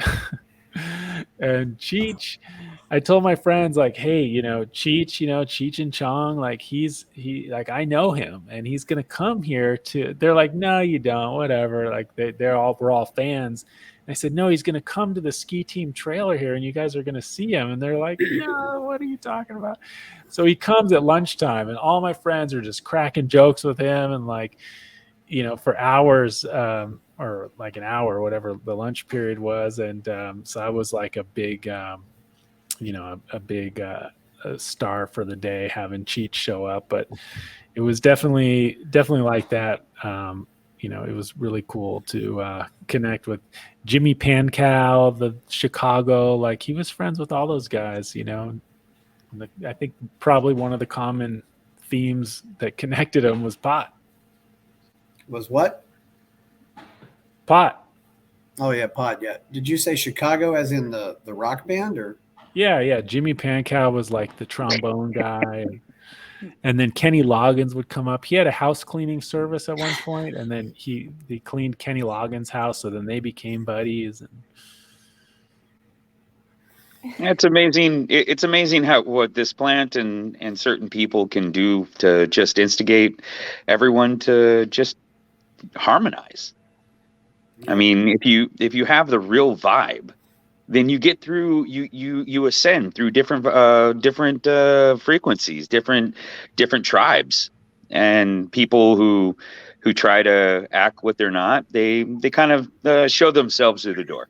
It's been my life's, because like as is Steve, I don't call anybody if they want a piece of my time. My number. You got Facebook. It's good. And your father was just a very great guy to show us how to live. I mean, to show the possibilities, that we're not slaves. We are the boss. And if you forget that, well, get in line like the rest of them. Yeah, that just made me think. Did he ever meet Willie Nelson? Yeah, probably. Yeah, I I don't. think I so. don't know. But I remember he was hosting the 10th annual AMA Cup with Ed Rosenthal, and I came down. I had done a couple seasons growing, but I came down with he had gotten this pineapple sativa, pure landrace sativa the Drunkers. from I don't know. It was a dispensary down in Fort Bragg, and it wasn't supposed to get out. It wasn't the Pineapple Express, whatever, the indica kind. But this was like a I remember that weed. very hefty buzz, very strong, and had that sativa, uplifting vibe, and very just strong smelling. And so I came down late to the Cannabis Cup, and I wasn't even thinking like I was going to enter, but I had a couple ounces. You're supposed to submit a pound, but I had a couple ounces of the pineapple, and everyone had already smoked everything. And so we just got out some joints, last minute. And it's like everyone was so baked already. But this stuff, they could smell this stuff, they could feel this stuff. And so when it came down to it, it was by cheer. And at the end of the day, the pineapple got the greatest cheer, and I won. And so it was but I also had bought a bunch of lottery tickets, and like I threw down like $20 or $40 or something, and I bought a lot of lottery tickets. And so like it was like Ed Rosenthal signed, book, or this bong. It was like all these things they were raffling off. And I just kept winning one after another after another. My dad was so embarrassed. He's remember like, this. he had his head. You were there? Yeah. And he was like, you're gonna think this is rigged, okay? Because he didn't want everyone thinking that like he was just hooking up his son with all the stuff. But he'd be like, Sky Kubby, come on up, It was a great night. Our friend was there that we met in Bali, riding elephants up into the durian forest. Her name's Raina. She's from Nevada City, and she's one of those people. Was like, what do you do? And she said, I cheer. And she was a shamanic cheerleader. So like kind of making fun of the tribe, but also like for real, she was literally a shamanic cheerleader, like it, And so she's just a cool girl. And she came with us. And since it was by cheer, and that's what she does, she cheers, that she helped take it to the next level. But I thought I was just going to some, pot thing. You see my dad, I didn't realize was the 10th annual cup, American Medical Marijuana Association Cup, and that I'd win it. So I always kind of rejected a lot of my dad. You don't want to be just like your dad. And I wanted to go on a different path. And because like growing up with asthma, like he was like, this plant's so good for, but like he would smoke me out. I'd get so baked and my lungs were just irritated. So smoke is not good for, I don't care what you say. Like, you can smoke mullein and some things that can help cough up some stuff. But in general, like when you have like really irritated lungs, you don't want to be smoking. So I was like, just like I kind of pushed it away, but pot kept coming back into my life one way or another. And then, I had, like I got the signatures for Prop 215. I got the whole group of patients. And he always said the patients in the wheelchairs, those are the best patients to have because they'll wheel into court and stand up and say, hey, they gave me medicine. So we got tons of medicine to the patients. And just throughout my life, it kept coming back in. And then, I was first to market with the CBD chocolate bar. And I don't know, it's just interesting how, even though I kind of pushed it away at first, pot has always been kind of a big part of my life. Amen to that. Yep. Definitely. Yeah, it does. He certainly knew how to make friends. What about you, Chris? Why don't you tell us your story and your connection with my dad? The only real connection I had with your dad was being involved with libertarian politics, and right. I didn't get to know him that well, but I've been I've been in the movement since the 90s, and I certainly favor medical marijuana, and I've certainly dabbled with a few other things, mainly ayahuasca, but Mm-hmm. you know, and certainly have a lot of friends in the medical marijuana movement. So, Did you know him during the, like, when he was running for governor, for Libertarian, or president? learned of him in 2008. Yeah, he was at national. He did very well at that convention. So, yeah. Yeah. What about that commercial? The South Park commercial? I think that was for I don't Governor. remember that, but it's interesting that your dad died in 2022, and also Peter Gorman died in 2022. If you knew Peter Gorman, Oh yeah. who used to edit High Times, and one of the first non-indigenous people to try ayahuasca.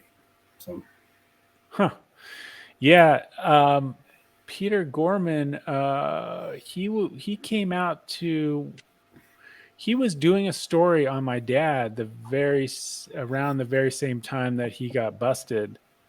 I'm pretty sure that was him, because they were staking out my dad's house, growing his legal garden. And I don't know, there was a question at one point, like, I don't know. I think it was Peter Gorman. I'm not sure exactly, but there was a question whether or not, like, the editor was in on it, the whole stakeout thing. But I mean, who knows? Who knows? It's just that yeah. So and wasn't that about the same time that we lost McWilliams? Because he's been gone a long time. Peter McWilliams, yeah. I think so. I remember him telling me that story. It was very sad. Yeah. But yeah, a lot of my friends up the coast here in Hawaii, they grow the vine and hold the Aya ceremonies. Yeah. And it's get a lot of that medicine out to the mainland and stuff. Yeah. There's definitely a lot of things going on right now. I mean, certainly Hawaii is certainly a place where you can, it's basically the same as the rainforest. Did your dad ever go down to the Amazon by chance? No, but I went down there, and I was finding the best cacao I could find for my brand, and I went on this whole cacao quest. We ended up in the Amazon randomly the same day. It was like the biggest cacao festival of the year. Oh wow! And so I got taken by one of the officials of they grow thousands of different cultivars, but there's like 3 top genetics that they graft, and they grow, these amazing beans that had these fruity high notes, but like were also just not so bitter. I mean, amazing. So I got taken with them to check out their like grow facility. And I was like a kid in the candy store, like cruising around thousands of different like long cacao pods that would never see the light of production, because they're just like, it's like going to, like, if a grower just decided to, like, not grow any production, just focus on like all these amazing, like, heirloom strains and stuff. So it was like that. And but my dad, he had a mission for me down there. He wanted me to talk to the government officials and find out where the Celestial Temple sativa was growing. He told me it should grow at like 800 feet. He told me like where, and he said he wanted me to make a deal with the Ecuadorian government, which is like, they're totally against pot, and he sends me down Not there. By the anymore. way, when you're on Like, vacation, just promise me one thing, you'll talk to their officials and pitch them this deal on how, we can grow this amazing plant, and then we can, bring the materials and have it all done there with the tribe, so they get the money, and we can make the lozenge. It can be an export for like the Ecuadorian government. And I'm like looking at him like, okay, all right, I promise, I'll see what I can do. But like, to me, it just was way too far out there, because their stance on pot is like really not cool, So I asked these guys who are showing me around to their like government cacao grow, like if he could connect me with El Jefe, the the main dude. And so I'm with my wife and my daughter, and like we're on these long car rides in the middle of the Amazon, the middle of nowhere, just like, I'm like, at one point I almost just called it off, because it was just got to be like insane. Like, it was deviating from our vacation. and so we end up at this like headquarters place, this big official thing. And I get, I keep pitching the deal and say, I need to talk to someone higher. And I don't even really speak Spanish, but like, somehow we got through. And then I go in, and it's like, there's El Jefe, and he's got his like the flags and the chair, and I get walked into this big room, and I go in. He speaks English, and so I pitch him the deal and tell him who my dad is, and how like this can be a major export, and how there's this lozenge, and it could be for pharmaceutical purposes. And it gets you really high, but it's also really, and there's these other ones that don't really get you high. And like, I pitched the whole deal to him, and at the end he said, you know what, it's a really cool idea, and I really want it. Like, I really want to do this. But he's like, there's absolutely no freaking way this is going to happen, because he said it's against the law. They really don't like marijuana here. And he just gave me all these reasons why like it was not going to happen. And I was like, all right, I did what I said I'd do, and tried to do a do a deal with the Ecuadorian government for You got face to face. What a mission, man. It was. I totally forgot about that. I was just going to tell you about going to the Amazon, and then I remembered that, oh yeah, my dad put me on a mission down there. Oh, that's so funny. Your dad went to Canada, he went to the Bahamas. I don't know if there's any place else he traveled, but no, nothing I can think of. U.S. Virgin Islands. He went to Bonaire. He would scuba dive in different places. Well, Sky, he also was, well, we may as well tell him the story about his draft dodger days, because that led him to the north tip of Africa, right? Where and as the story's told, and you might want to jump in and correct me if I'm wrong, but as I recall, him and Cheech being roommates in college, drafting was coming around for a lot of young men in the late 60s and early 70s. So this probably would have been around, what, 68, Sky? And he and Cheech decided that, fuck the war and fuck being drafted. So they coordinated the idea. I don't know if he actually was there with them, but coordinated the idea that they would paint, anti-war slogans on their body.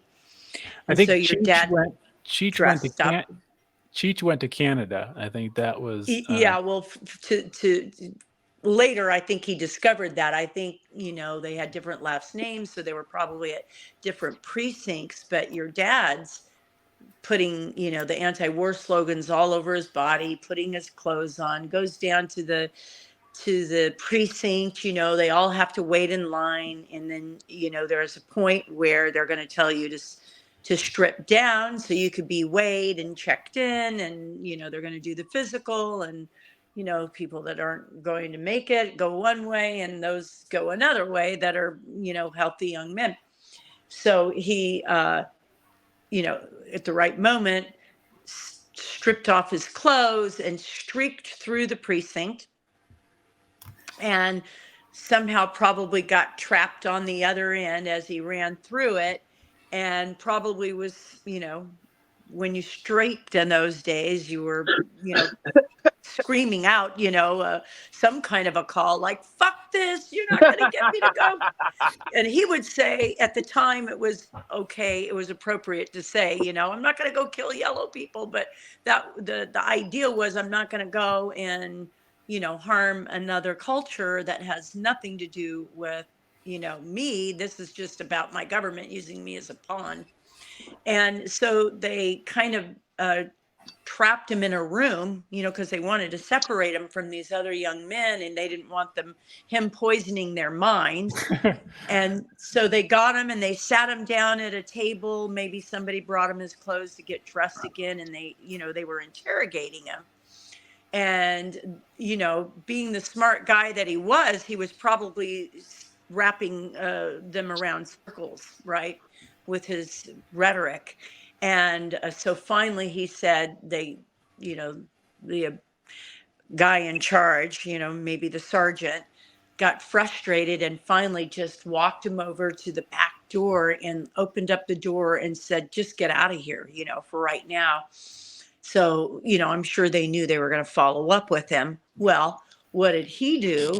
But he went and got a job on.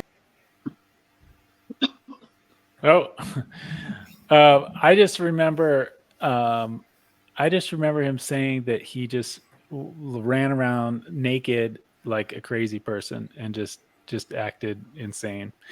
And, that's how he drafted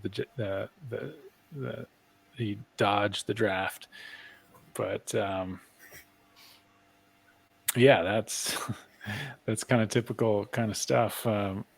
Pulled a cleaner off of MASH. Yes. The what? Klinger. Yeah. I believe that's the gentleman off of MASH who would dress in dresses, and they're all like, "Hey, no, you're still gonna stay."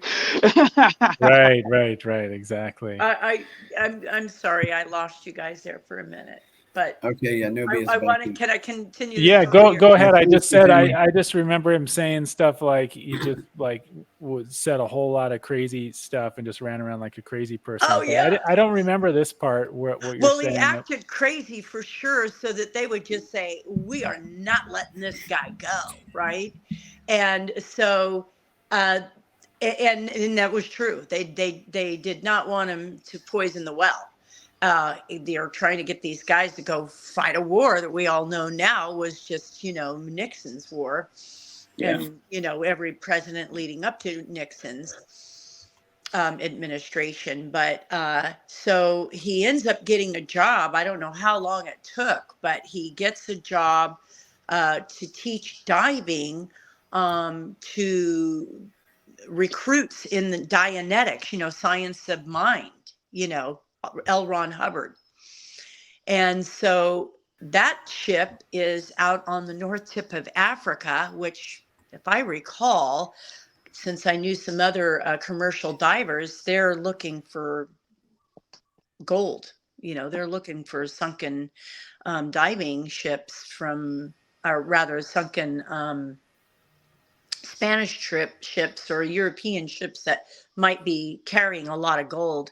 But also it probably was a training exercise for, the shipmates. I mean, I think we've all known now through some of the stories that are being told that there was, a recruitment period that you'd have to go through, and they'd get you out on a ship, and it was pretty strict. So, but your dad, I think, entered as not a recruit so much as the diving instructor. And he said they really worked him hard. Like they were trying to get him to come on board. But, sooner or later, there was a letter calling for him, like you got to come and answer to your, to your absence. Like you left, you skipped the country. And so this is where you might have to help me, Sky. I guess eventually he got back into the country through the help of your uncle, your mom's brother, maybe, who was a lawyer. All I Or- know or your- is he was on the ship and he said he saw some really bad shit going down. Yeah. Like the guy L. Ron Hubbard would come onto the deck and like completely scream and obliterate someone and just turn him into nothing. And then like a child would walk out. He'd be like, "Oh, I love you. Like, so you're so amazing." Like he kept seeing him flip flop like that. And he Yeah. saw like cases with guns in them. And like, he just got the weirdest vibe. And I thought he said the last time he was like, you know, they docked the ship in the US, he just like skipped, like jumped off. Got out. Got out Yeah, of there. he said they were nuts. And we all have heard since that time that there's a lot of issues around that organization.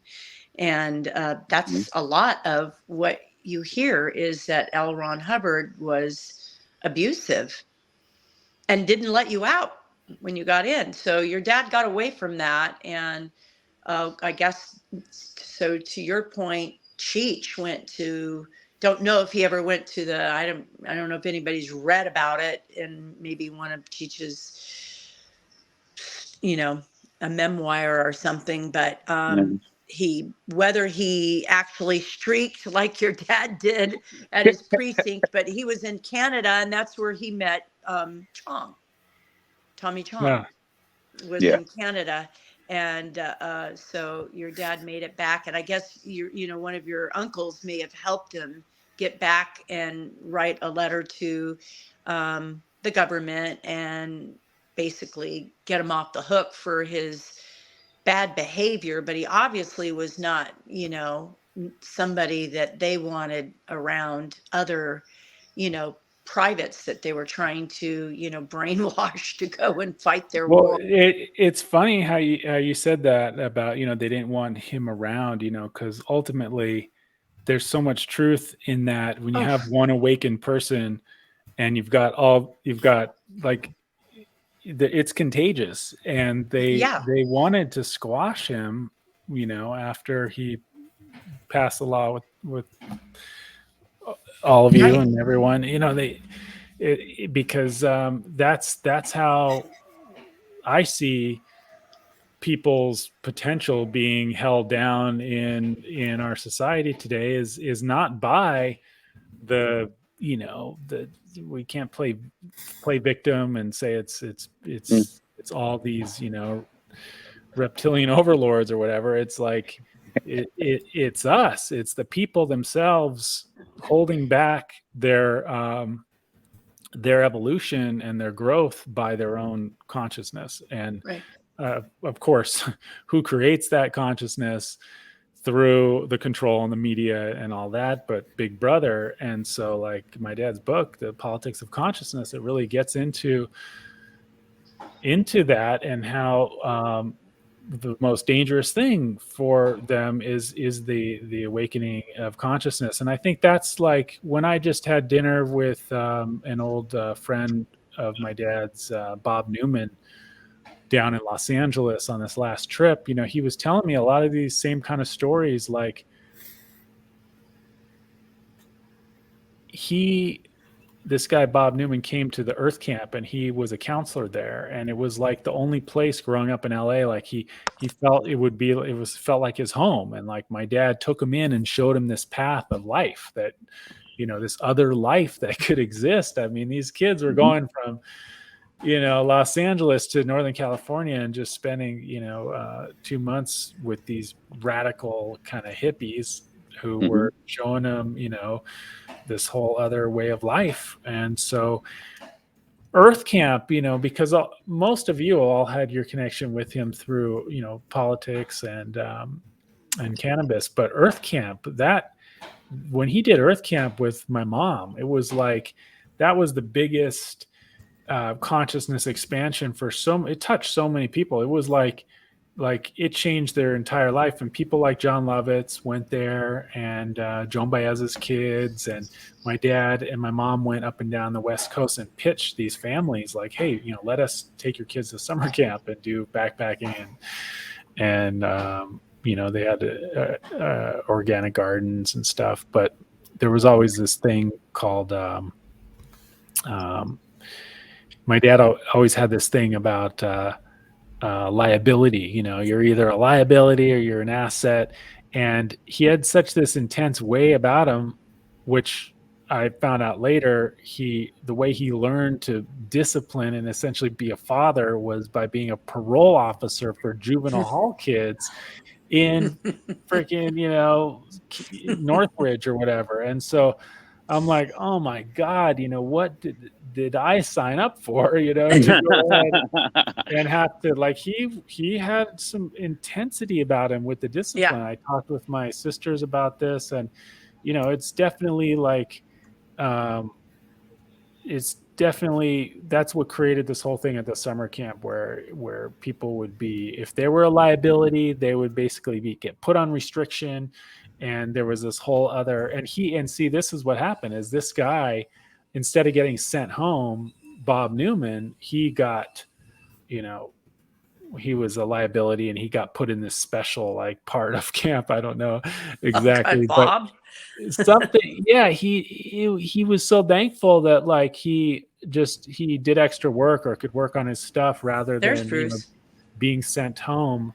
So the people from Earth Camp have a lot of appreciation, a lot of respect for what kind of that consciousness that he paved for all their experiences that have still stuck with him and been a major part of their life today.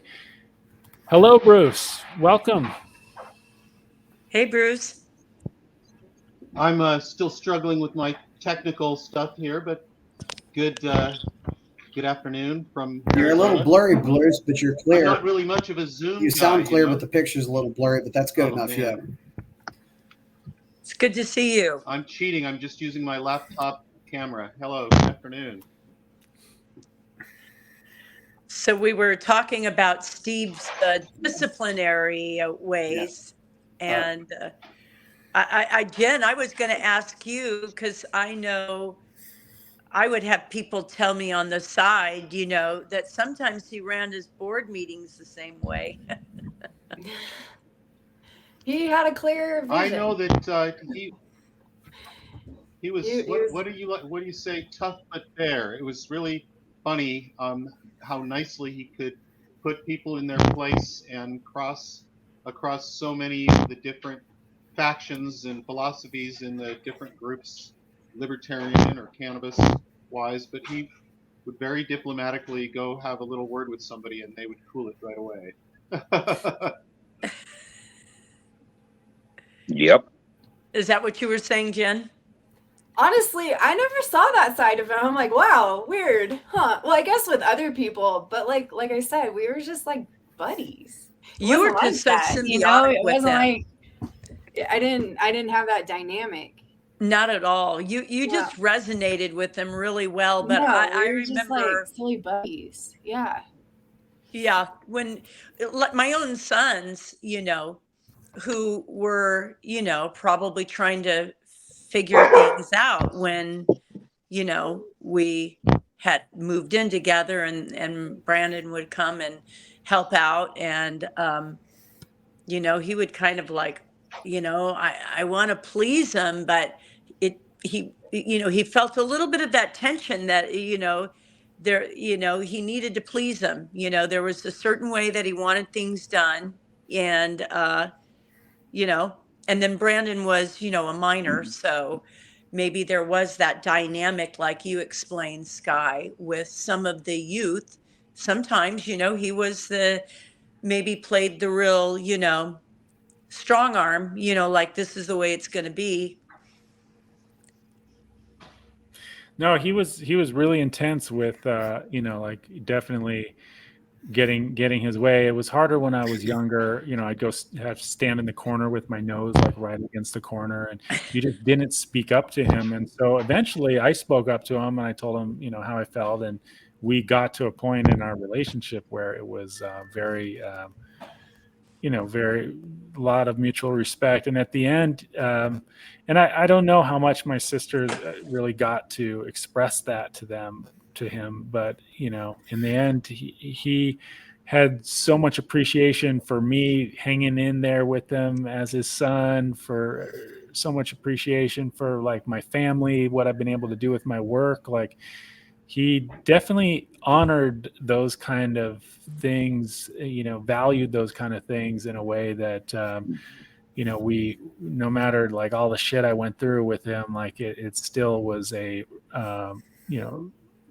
we got to a place of a lot of mutual respect. And, towards the very end there, he was still really had those moments of lucidity where he honored and respected like what I've been able to do as far as carrying the torch of some things he instilled in me. But yeah, he had a way of discipline, and but he had that grounded approach that could keep carrying a vision forward, which is important. Yeah, agreed. That was the shamans. That's the really great part, is your dad was shamanistic in politics, if you can understand that. And the best thing is tough love. I mean, just like own it. Just own it. I mean, you will be way more accepted in your own life and in your own mind if you can just call your own bullshit. And your dad was really cool about that. It wasn't like, all right, well, are we going to have a pity party here, or are we going to move forward? And that's kind of that's the beautiful thing, is shamans don't heal people. They show them how to heal themselves. And that was a really great part, because that resonates with me and a lot of things that I've done in my lifetime, coming from nothing to having everything that I have right now. I'm not saying that I have the world in an oyster shell and everything's butterfly, sunshine, and daisies with unicorns prancing around, but I'm happy. And that was a really wonderful thing, is your dad was really great about that, is being like, all right, yeah, shit's hitting the fan, but still be happy. Yeah. He was Well, like, he definitely, I would say, as he came to terms with his life down the road, as he got to 74, 75, not being able to go out and ski and do the things that he wanted to, there probably was a little period of time there where he was frustrated, but he just accepted it.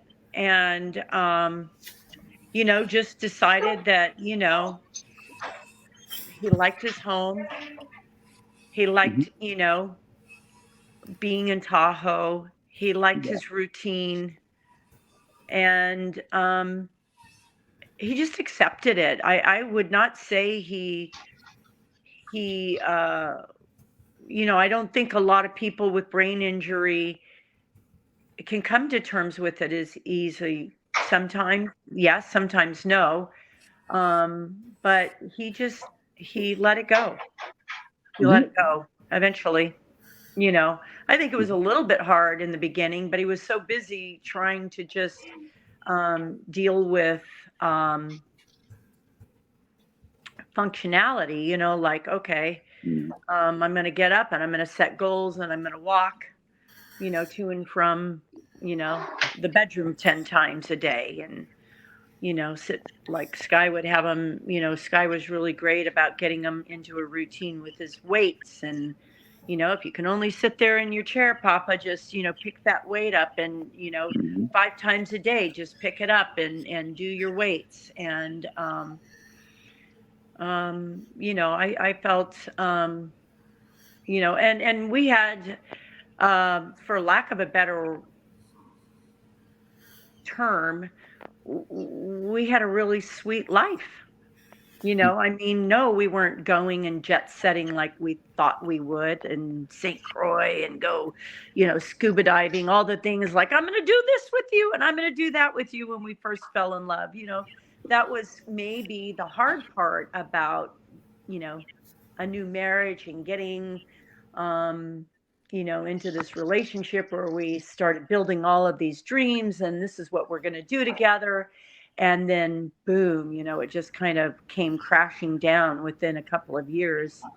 But we figured it out. We were like, look, we just want to be together.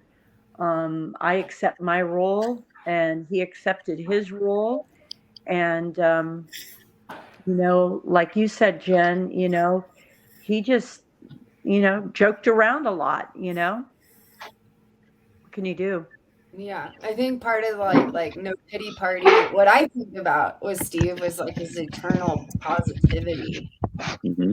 He was like glass half full all the time, to the point of I'm annoyed right now. Like, no, okay to have an empty glass sometimes, but always having that positive mindset just as default, like unwavering. Like looking at the positive, how do you go forward? Not like we're not going to wallow in our bullshit. We're going to figure out what do we take from this and go forward and be positive. Mm-hmm. Yeah, that's kind of like, I don't know. That's kind of where I riffed when you guys are talking about that kind of stuff. Yeah. He would always say, not good, great. Awesome. Bruce, why don't we open the floor to you to share some of your background and experience with my dad. Yeah, and what your relationship was. Yeah, thanks, Bruce. Oh, well, I first just heard of Steve because his friends who are running the legal fund were in my county chapter of the Libertarian Party. And I was on their board, so I got exposed to that. What Mark Murphy and Joe Cobb. Joe Cobb is one of the leading economists in the world. If there was baseball cards, he would have one of the most valuable ones.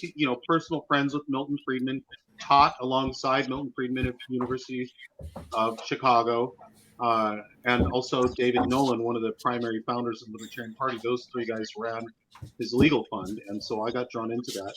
And then I ended up being the executive editor of the Libertarian Party of California's newspaper, as well as being on the state board.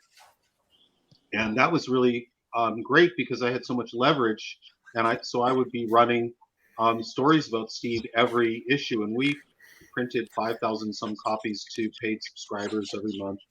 And that I didn't even know him, but it was such a great story, and I knew about him. And then we met because of that. I did a lot of fundraisers for him and his wife at the time. And that's just how we started being friends. And of course, it would confuse the hell out of the libertarians because at all the conventions we would sit together and work together and mostly vote together. And they would be, wait, necktie guy, stoner guy, how does this work? So we had a lot of fun together, and I learned a lot from Steve. Definitely went through a lot together for sure.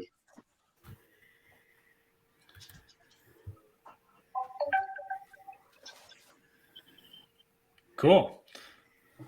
Yeah. Yeah, when was that about, Bruce? That was primarily in the early 2000s when we got started, and continued through a lot of the medical marijuana legalization stuff. One of the things that, this was even before I met him, but I was, sort of emotionally tied to his case when he got arrested and thrown in jail. It seemed very, very serious. He had some real horrible health reactions from not being allowed to have his medicine. Everybody at that point still was kind of, oh yeah, weed is medicine, give me a break. But I could tell it was a problem, so I did two things. I mobilized my libertarian contact assets because I had my hands on the mailing list and the phone list of the Libertarian Party of California and a bunch of other fundraising stuff that I was entitled to use. So I got a huge phone bank going, and we just pounded the sheriff and the jail physician, and I personally called them up and tried to get through, and basically never got past their executive secretaries, but just said it's on your hands if you don't let this guy have his medicine because he's going to die. And I know you don't understand what's going on, but let me try to explain it to you. And finally, the physician contacted me by email, the doctor for the jail, and he said, I want this guy to have it. I just can't have him smoking. So is there anything else we can do? And I said, yeah, Marinol. And since I had so many people excited and involved at the time, I put out an appeal and said, can we raise the money? In about 30 minutes, the money came in to pay for his medicine, and we sent it to the sheriff's department however they wanted the money, and he was able to have his Marinol and not be sick anymore. So that was really a neat story, and we got to talk about it in the newspaper and in And that was on the in radio. Placer County. Yeah. Yeah. So that was pretty neat because a lot of people didn't think that we could or that we should or that it was possible. I know Dave Nolan thought that I was crazy and I could never get that much money from libertarians. Joe Cobb was skeptical but was behind me. Mark Murphy was in, with both feet. He jumped right in. He gave a lot of money personally and was very, very trustworthy when he was in charge of the Steve Kubby Legal Defense Fund. So, Bruce, just for clarification, you're saying on my part, maybe the audience got it, but I had also another angle to that story. You're saying that through the defense fund, you were able to get was it a order? Because I know that the Board of Supervisors also passed a resolution in San Francisco, and so hey, Nobia, you're kind of cutting out. Maybe you could get closer to the mic. Oh, sure. I understand your question. There was lots of parallel activity for that. I didn't coordinate with anybody or talk to anybody. I just went for it on my own. I mobilized my phone list. I made as many phone calls as I could. I used our bulk email list for the California Libertarian Party and all the other fundraising email lists that I was entitled to. I think that Judge Gray let me use some of his email stuff, which I built for him anyways. But I know that other people were doing things and other people were doing their own phone efforts. Calls made down to the sheriff's department? Yeah, I personally called the heck out of them and begged as many people as I could, please make phone calls, and we really lit the switchboard up. Yeah, we had our own fundraising. And there you go, Bill going. McPike. It looks like he's joining us. Welcome. Bill. Tell us about yourself. Tell us who you are. Bill. Yeah. Anyway, yeah, I represented Steve up there in Placer. We had a couple of different things. We were trying to revive an appeal to challenge a search warrant under a quorum nobis. We had dozens of phone calls and emails and everything while he was in Canada.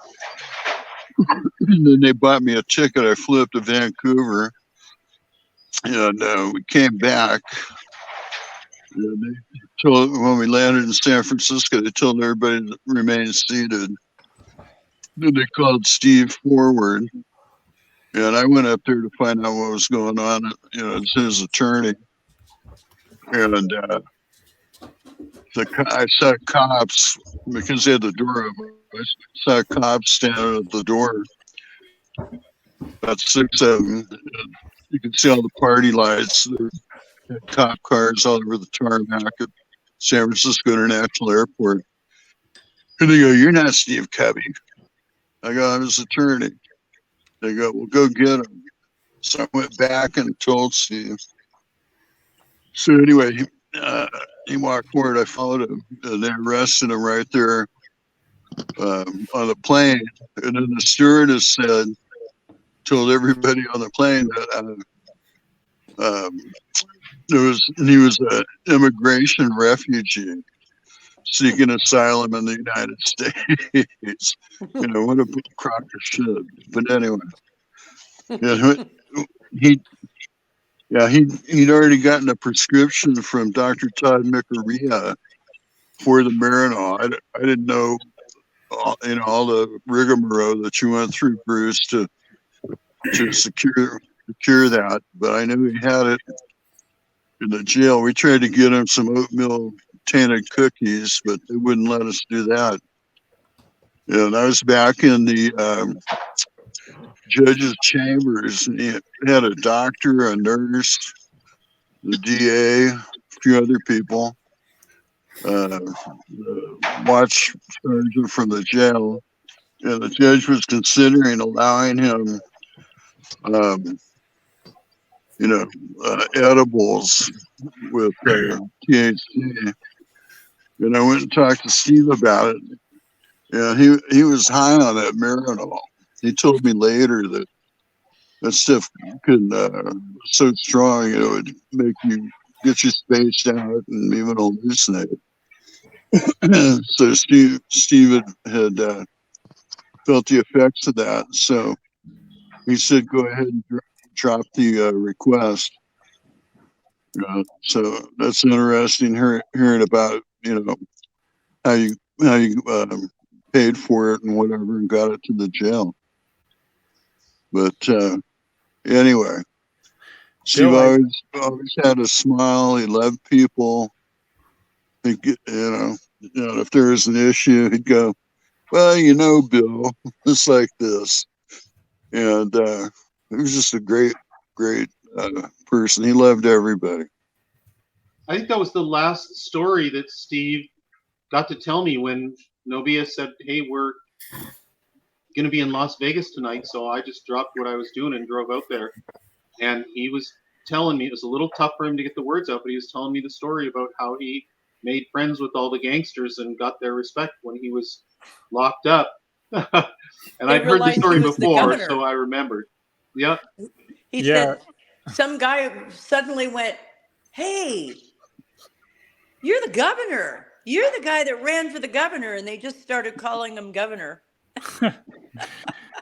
Yeah. Towards the end there, Bill, when he could still really speak, he would like to tell the story of, being arrested on the tarmac with you. And when he was marched down the jetway and saw the really bad looking sheriff dude and thought he was in for it. And the guy reached out his hand and said, I'd like to shake your hand because it's for you. It's because of you that my wife is alive now because of the medicine.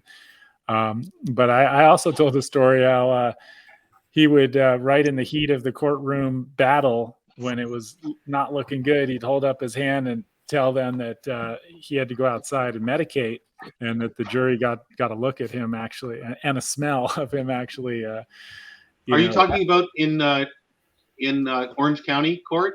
No, in the one where Bill, I think that's the one you represented in Placer County, in the courthouse in Nevada City. Yeah. Because there was two actions. He had the action where he was convicted. Some guest left a psilocybin stem and half a peyote button on the dresser. That was those felony charges. Yeah, and he was. Yeah, that's before he was represented by who was his name? Tony Serra. I can't remember. Anyway, he was represented by somebody from San Francisco. He went to Canada, and you got him on the way back. So, yeah, I brought him back after that for the violation of probation. So I represented him. I don't know when it was, 2005, 2004. But his conviction, you were talking about, his Conviction Yeah, was back not the felony charges. 1999. Right. But what happened with that? How did it get resolved? The case you worked on with him. On a probation violation, Yeah. they he had about 60 to 80 people. They packed the courtroom. All of his fans couldn't get in. Yeah, so we went to court a few times. Basically, it was to get him on edibles, and then when he was spaced out on that Marinol, he told me to drop that, and then they released him. See, and that stuff really did space him out. I remember myself, my sisters were like, he is not the same person. Like that kind of extreme synthetic isolate, I guess you could say, was not working for him. It totally tweaked him out. So, but he was like really high and he was probably like, yeah, I'll just take this stuff, man. Yeah, that's my analysis as to what happened, because he was a staunch believer in the edibles versus the synthetic. Yeah, the whole plant, real deal. Yeah, so that was a weird time. It's interesting to hear you say that. That I didn't know that he dropped it because he was in that state, but that I absolutely think that's why he dropped it. He was so high on the Marinol, but he came back to the whole plant, so that's good. Yeah, when he came and stayed with me for a couple of weeks, he had his bottle of Marinol, and he goes, here, you can have them. They just spaced me out. I don't want them. And he goes, keep them in the refrigerator. I never tried it. Wow. But he abandoned it right there. So, and he hadn't been taking them. That was the original prescription that Dr. Todd wrote for him, and Bruce scored it for him and got it to the jail. Yeah, I remember we were all doing a big phone tree trying to raise money for him and stuff like that. But it could have saved his life, or at least brought his blood pressure down. It served its purpose at the time. So when he was staying with me in Orange County right after he got released from jail, which is the first time I met him, because I contacted him and said, I have an extra bedroom. I don't know if you need it, but seems like you don't have any place to stay. And so he stayed with me for a while, and it would make him be okay, even though he would prefer the whole plant, certainly.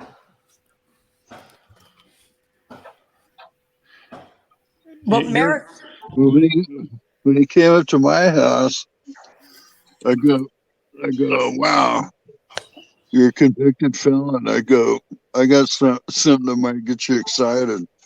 So I brought up my Ruger 44 Magnum revolver, and I go, try this. Bill, wait a second. I don't know if you remember this, but that's the only gun I've ever shot in my life was at your ranch. And that it was quite the gun. I was shaking. I'm like, I think Steve shot it, and I was like, I don't want it. Those I hurt don't my want hand. to touch that thing. I was like already shaking, and then Steve's like, "Oh, come on, when are you gonna have a chance to do this? Come on, Jen, you got it." I'm like, "Okay." And so then that was nuts. I'll never forget that. I tell that story all the time. Anyway. My dad was always into explosives. Like he loved when shit would blow up in movies and stuff. But he that's at the camp, at Earth Camp, there was this spring-fed little pond, and he packed explosives in there to expand it, to make it bigger. That picture I showed earlier, this is him doing a flip into the pond. Whoops. And so he made that pond really big. They could take Oh, canoes wow. out on it and stuff like that. And the way he told the story was that all the kids' parents were there for the big event. And they put a little bit too much like explosives, and he lit it, and it exploded. And they watched everything go into the air, and then the debris started landing all around them. And all the parents and kids had to dive underneath the picnic tables to protect themselves from the blow off of the dynamite. Yeah, anytime we go skiing, he'd be like, like I think he was able to like get the mountain to let him fire off the howitzer, like to blow up the for the mountain to Avalanche. trigger the avalanche. Yeah. Yeah. But what I was thinking about is that he also got Pentagon clearance to go up in the F-16. And the way he figured this stuff out, like to relate it to a ski magazine, he just loved jets and like going fast. And Yeah. so to figure out how to get Pentagon clearance to go up in the same jet that they cleared Tom Cruise to go up in, that's pretty far out. But Yeah. he used to love to tell that story too of doing the flat spin and then breaking the sound barrier. He got into something where he put up all his patentable ideas and everything, and they were he valued them at $500,000, and he put it into some corporation for some stock, and then he didn't like what the officers and directors were doing. And he came to me and goes, I got to get out of this. And by that time, he was dragging his feet so much that he ended up getting sued. The corporation that sued him was in Texas, and I couldn't practice law in that court. I would have had to pay a fee and whatever to do that. But anyway, I did all the paperwork, and he hired an attorney for a couple of $100, and I got everything. I got a court order reversing his transfer of his intellectual property into that corporation. This is about a year later. And I did it neck through tongue. And I think he put it on his website because Bill McPike showed me a legal time machine. Neck pro tongue.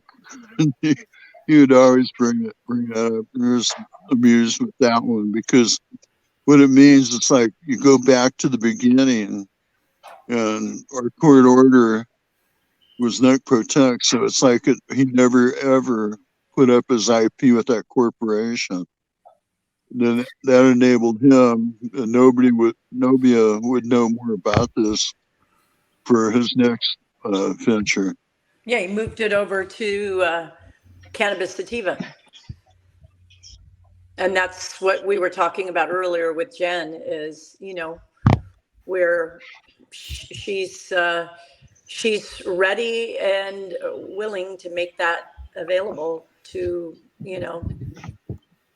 be a part of making it happen. I mean, there's still some life left to that patent. And I think a lot of people would benefit from, the lozenge and the high CBG from the plant, and he lives on through these stories and these things he did. The visionary that he was, he's pretty amazing. That lozenge attained legendary status out here with my friends. Because there was this underground kind of like awe and reverence for what that lozenge became. So yeah, like just the pain application for people that I remember going into some place to get my card in Sacramento, and there was a guy who had like no intestines and was in like the worst kind of pain every day, and he said nothing touches it but the high sativas. So Look, You still oh, have these are some. Cubby lozenges. Celestial what? Temple Oh, look Sativa. at that bag. Original Cubby lozenges. That Oh, was how shit. that whole thing got started. Because Steve called me up and he said, "Bruce, you're the best salesman I know." And I was, okay, knock it off. What's going on? You know, I figured he needed me to do fundraising or write an article or something like that. And he said, "No, I'm really serious. I need somebody that can take this product into the cannabis dispensaries in California and get it on the shelves and get it sold." I said, Steve, I got this going on and real estate and this. He's, "Bruce, you're the only person that's going to pull it off. Nobody else has done it, and now I'm asking you." So I drove around and went into all the different dispensaries and actually got it on the shelf and got people to send checks and buy it. And I still have a few. I hate to use them And because that was pre they're a CBDS memento. days. Yep.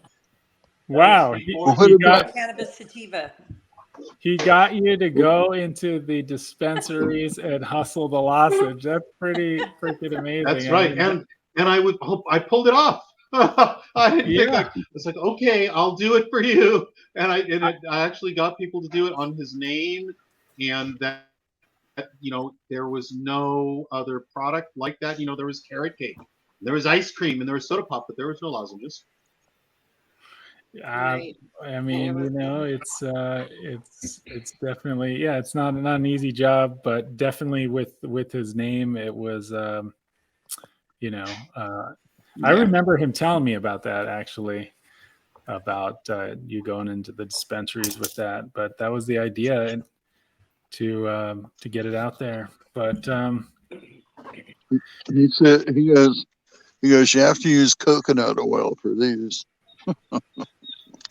well, I flipped the script on his recipe. I switched it all around to, to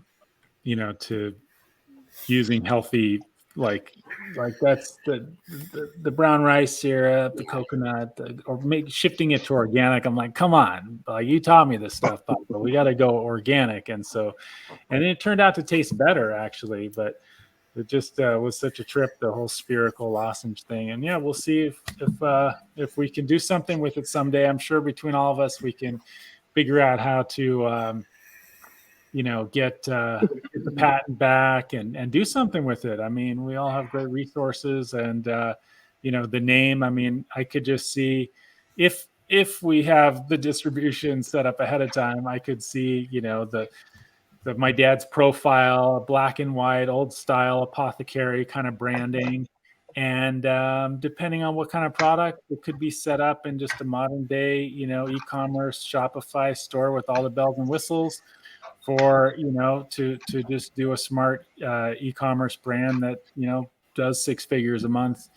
If it has the right pieces in place and it's simple enough, and then representation in certain states where you can't cross state lines and all that stuff. So it would be fun. We'd have to have all the elements together, but I'm also really excited about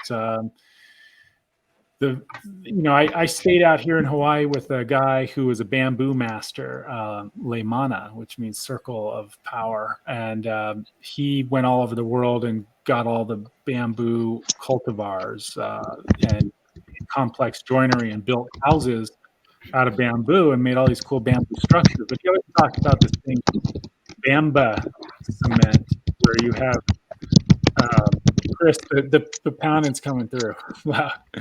It's like you take the rebar or you take, instead of rebar, you take the bamboo and you bend it over, and then you use the chicken wire like you cement in. You use the bamboo for the forms instead of rebar, like bamba cement. But the whole hempcrete thing, that just takes it to the next level and now we're starting to grow a lot of amazing hemp out here in Hawaii. So you see these old pictures of the hemp, the cars built on hemp, running on hemp. I ran a fleet of biodiesel, not even biodiesel, straight up veggie oil Mercedes, and I rented them out. And I mean, it was kind of a nightmare to maintain all that. But in the tropics, you don't need the heating element. But I was getting recycling the vegetable oil for fuel, and I have a giant 10 kilowatt double wheel old style Listeroid from India that the thing could run on hemp oil and power a whole village. And so I'm excited to see where we can go. And definitely there's been some treachery that had been done, I think, taking advantage of my dad in the end there. And I do believe that we could see some justice served and, at least get that patent back. Well, that you brought up something that I was going to talk about, and that was when he had his burgundy Mercedes. It smelled like you're outside McDonald's. My dad? Yeah, Lead sled. Oh, yeah, right. that? He bought that because I told him, hey, a real classy, inexpensive vehicle, like to get it. And he bought a Mercedes. That's right. Wow. Okay. When he was telling me he was going to buy it when he was living with me in Orange County, and I was, why would you? That doesn't make any sense. I don't know. And then he said, well, it's because of biodiesel, and he explained to me the whole biodiesel. I still have all kinds of stuff that he sent me about biodiesel. I don't know bought that car from found him. I love that thing.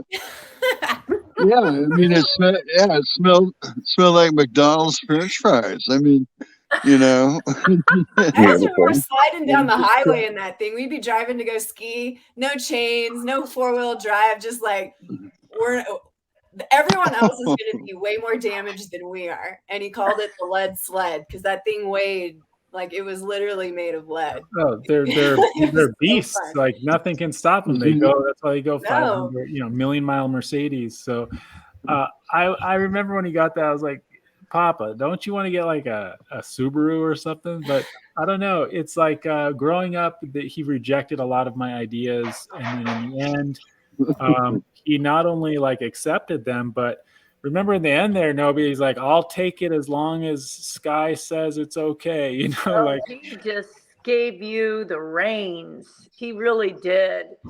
And I admit I was sometimes nervous because, I had to deal with the seizures, but, I mean, I also respect the fact that, you're his son and you're innately in tune to his body type. And he didn't have any seizures for the last year of his life, which were thankful. Maybe a couple of silent ones that were, non-incidental. But, sometimes, after he developed that seizure disorder, some of those grand falls it would just shake him to the core. Yeah. It would take him a month to recover. He might get out of the hospital in a few days, but, it was trying to get his language back, trying to get his, left foot, right foot instead of 2 left feet back. It took some time, but, near the end, it was, well, if the pheochromocytoma is going to rear its ugly head again, he had that same spirit of let's try everything. Well, he as much control as he had, and he was definitely like in control up until he couldn't be. And so your presence in his life really just allowed him, or in a way forced him also to surrender and to surrender that control. So I think that was really healing for him. In as we know, like towards the end, so much healing happened for him. And that was a big part of it, that surrender to you, and you are in control now. Yeah, and it was a little weird. I think the seizure disorder was in control for a lot of years. And around 2018, when they started, they put him on Depakote. And I don't know if any of you know anything about Depakote out there. Bad stuff. Bad. It's just so, it's like zombie medicine. And he complained, like, I don't like the way this feels. And so between the first intubation and the second intubation, when the whole seizure disorder took hold, he was in the hospital twice where they had to intubate him. But as soon as he started taking the Depakote, he discarded it. He just said, I am not doing that. I don't have to have, I won't have seizures, but that's not the way it worked. This was one thing that he was like, okay, I don't have to have cancer, or I can control the symptoms of pheochromocytoma. And yes, he was in charge of his body, and he was able to be in control, take the reins, and tell the medical profession what he was going to do. But once he started having status epilepticus, which is the grand mals, and when they start, they don't quit. They absolutely don't quit. I've seen 2-hour seizures when we could not get a type of medicine inside of his nose that would stop it. And so that's when he really had to start surrendering, but they tried doing it with Depakote. And that went on for almost a year until they had him on such a high dose of Depakote that he literally was just laid out on his back and non-responsive. And UCSF told me to take him home and put his house in order. He wasn't going to survive. And that I should go ahead and check him into a long-term, hospice facility. And I refused. And so I just put him in our Tesla at the time and sat him up, buckled him in, patted pillows around his head, drove him home to South Lake Tahoe, and got met by a friend who helped me get him into the house. And we got him an easy chair. And from there, we started getting help with UCSF's epileptic clinic. And the first thing they said when they saw what, Renown had put him on, Renown is in Reno, and they said, never should a man this age ever be on Depakote. And, it's commonly prescribed for bipolar disorder. It's a antipsychotic that just can calm, the brain down, but it was the worst thing in the world for him. And so he got on a better medicine, but I think from that moment forward, epilepsy did kind of run his life. And, everything had to be planned around not having a seizure and controlling the environment when a seizure did happen. And perhaps that's what, kind of was my driver, is because I could see how incredibly uncomfortable he could be. First of all, to watch somebody with status epilepticus, I mean, it's a grand mal that just doesn't end in 3 minutes.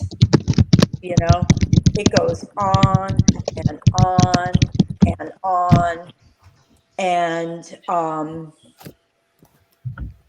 the level of anxiety you have until, they finally got us these little nozzle sprays where you could stick it in his nose, the medicine, which would be lorazepam, something in the Valium family. That's what really stopped seizures.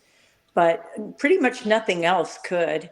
So you'd have to get some lorazepam or, diazepam or Valium. Usually the EMTs would come in and just mainline them with some Valium, and then get him to the hospital, and then the seizures would quit, but he was still at risk for at least another 24 hours. So you had to keep him in the hospital. And that's why it was just such a production, that it was like, you just don't even want to go there.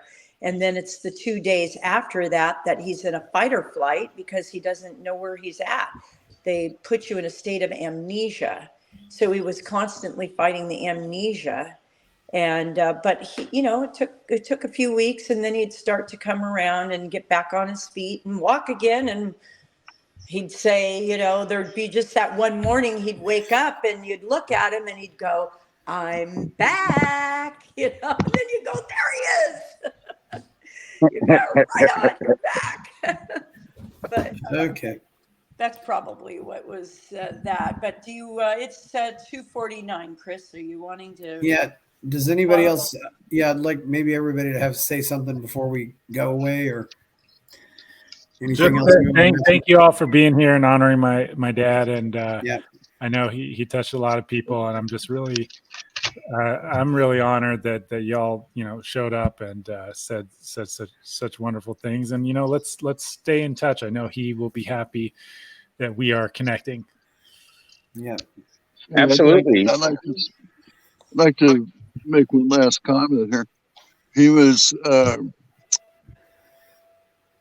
he enjoyed the fact that Novia had a legal background.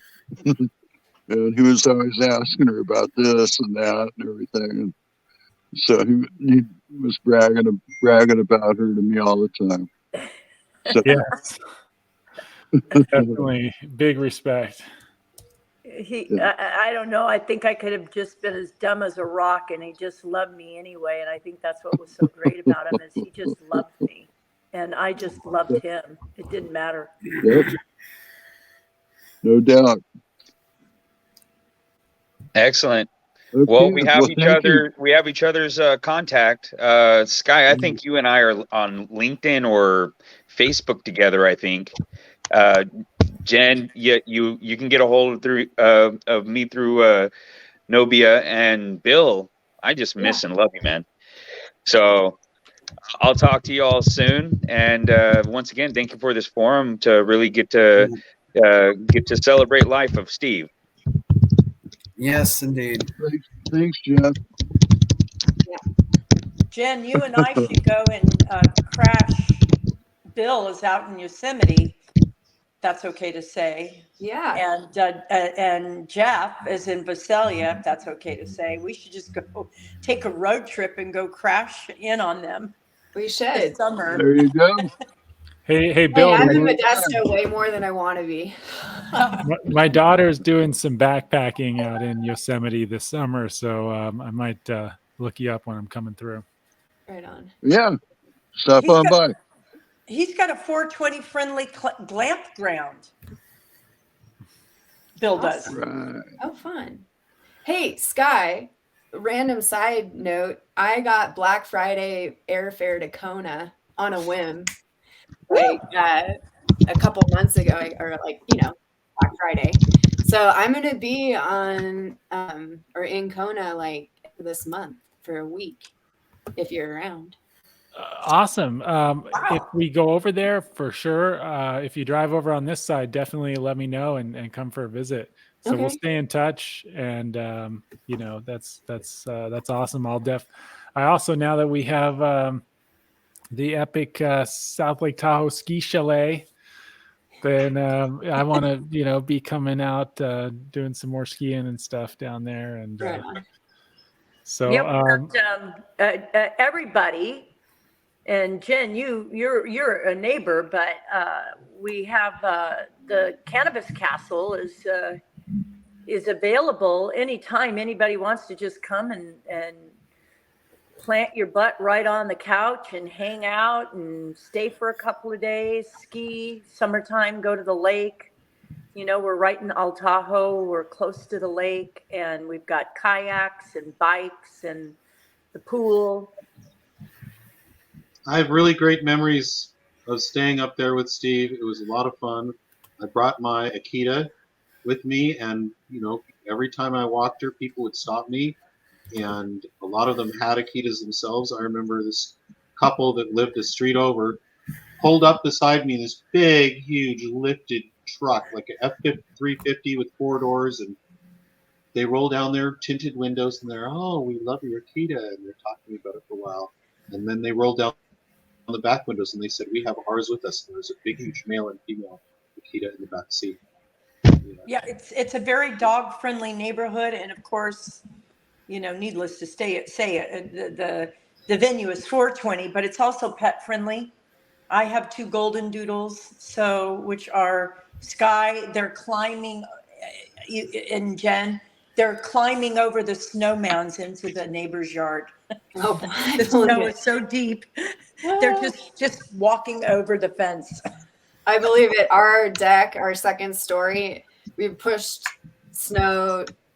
Now there's just a hill, like to the bottom level of our house from the top story. So a whole story has created a mound of snow, and I'm trying to get Josie to belly slide down it. Like, Oh, that's a good dog. idea. She used to do it when she was a puppy. dog. I'm like, it'd be so cute if I could get her to slide down. That would be really cute. That shit'll go viral, Jen. I know. I know. Maybe we could get Steve to go belly slide. Who knows? Yeah, exactly. In spirit. All right. It's Well, great to aloha, talk to everyone. everybody. Really Yeah, good to aloha, see you. everyone. Yep. So good to see everybody. Thanks, Chris. Thank you. Thank you, Bye-bye. Chris, for doing this. Yes, it's Stay great in to touch. Yeah, see you, I'm Bruce. glad I did this. Yep. Thank you very Talk to much, y'all everybody. later. Bye, Talk to everybody. you. Yep. Take care. Bye. Bye-bye. Bye-bye.